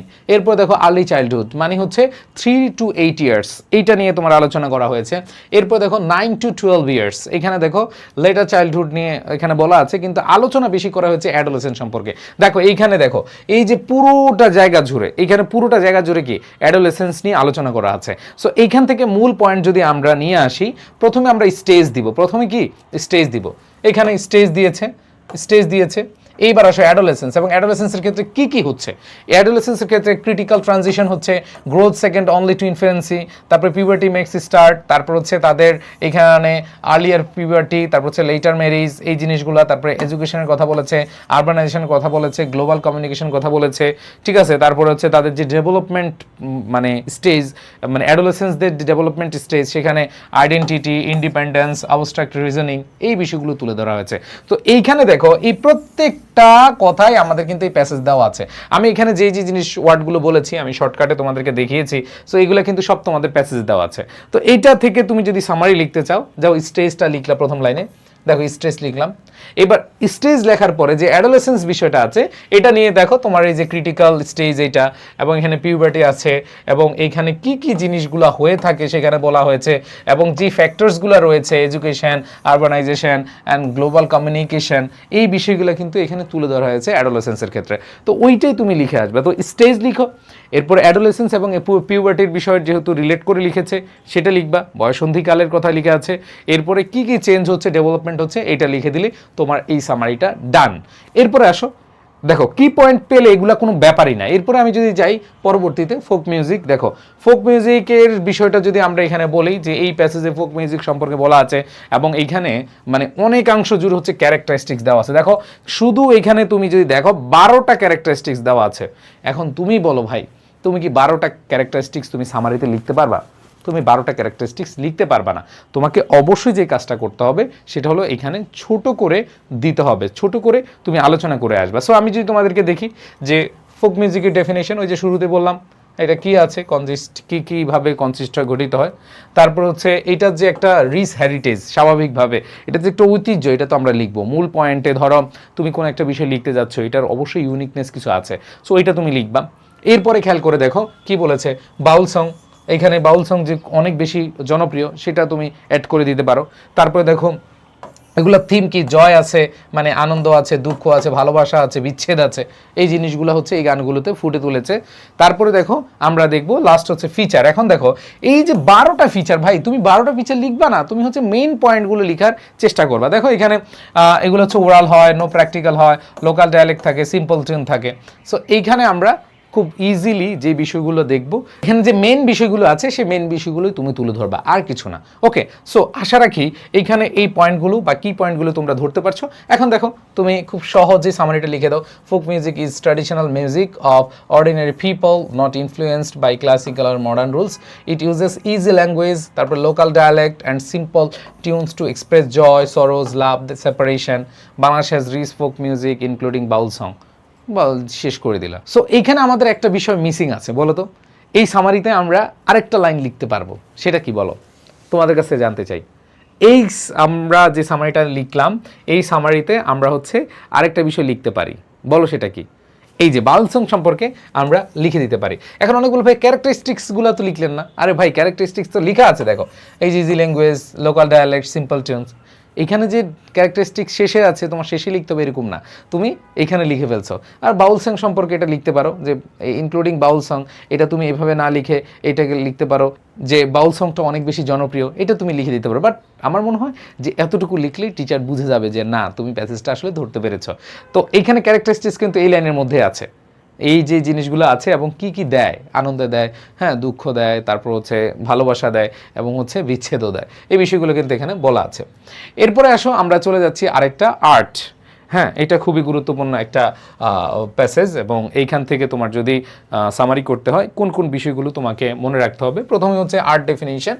হ্যাঁ, ফোক মিউজিক একটু আগে দেখলাম, আমরা এখন দেখবো আর্ট। আর্টের ডেফিনেশনটা লিখবা এবং এখানে খেয়াল করে দেখো এটার এইম, উদ্দেশ্য, বিউটি ও সোশ্যাল কমেন্টারি। সো এখানে দেখো এই শিল্পর যে মেইন বিষয় আমরা জানি এটা আসলে সৌন্দর্যের জন্য মানুষ করে থাকে এবং সেখানে হচ্ছে যে মানুষের কমেন্টারি পাওয়ার জন্য, হ্যাঁ এটা খুব ভালো হয়েছে, এরকম বিষয়গুলো কিন্তু আমরা দেখি। হ্যাঁ, তারপর দেখো এখানে পিকাসোর যে কোডটা আছে সেটা তুমি চালিয়ে দিতে পারো। বাংলাদেশে ফোক আর্টগুলো কোনগুলো আছে এগুলো তুমি হচ্ছে এক্সাম্পল হিসেবে দিতে পারো। এরপর হচ্ছে মডার্ন আর্ট যেগুলো আছে সেগুলো তুমি দিতে পারো। এবং মডার্ন আর্টের ক্ষেত্রে একটু খেয়াল করে দেখো ইন্ডাস্ট্রিয়াল রেভলিউশন, অরিজিন, তারপর হচ্ছে রিজেক্টেড ট্রেডিশন, এগুলো যে মেইন পয়েন্টগুলো আছে সেগুলো তুমি কি করতে পারো, অ্যাড করতে পারো। এবং তুমি দেখো কি কি আছে। Art expresses human imagination through painting, drawing, sculpture and architecture. এগুলো কি মুখস্থ করে লিখতে হবে? না, এগুলো মুখস্থ করে লেখা লাগবে না, এগুলো তোমাদের লেখাই থাকবে। সো এটা নিয়ে টেনশন করার কিছু নাই, এটা নিয়ে টেনশন করার কিছু নাই। এরপরে দেখো it aims to evoke beauty or social commentary. দেখো এটা কেন হয়, এটা কেন করি, এটার এইমসটা কি?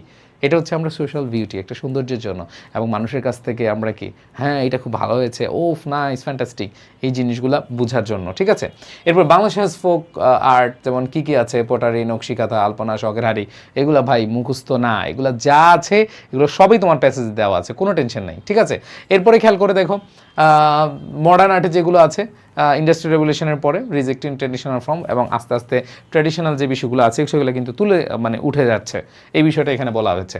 সো এরপরে আসো আরেকটা আমাদের প্যাসেজ, সেটা হচ্ছে লালন শাহ।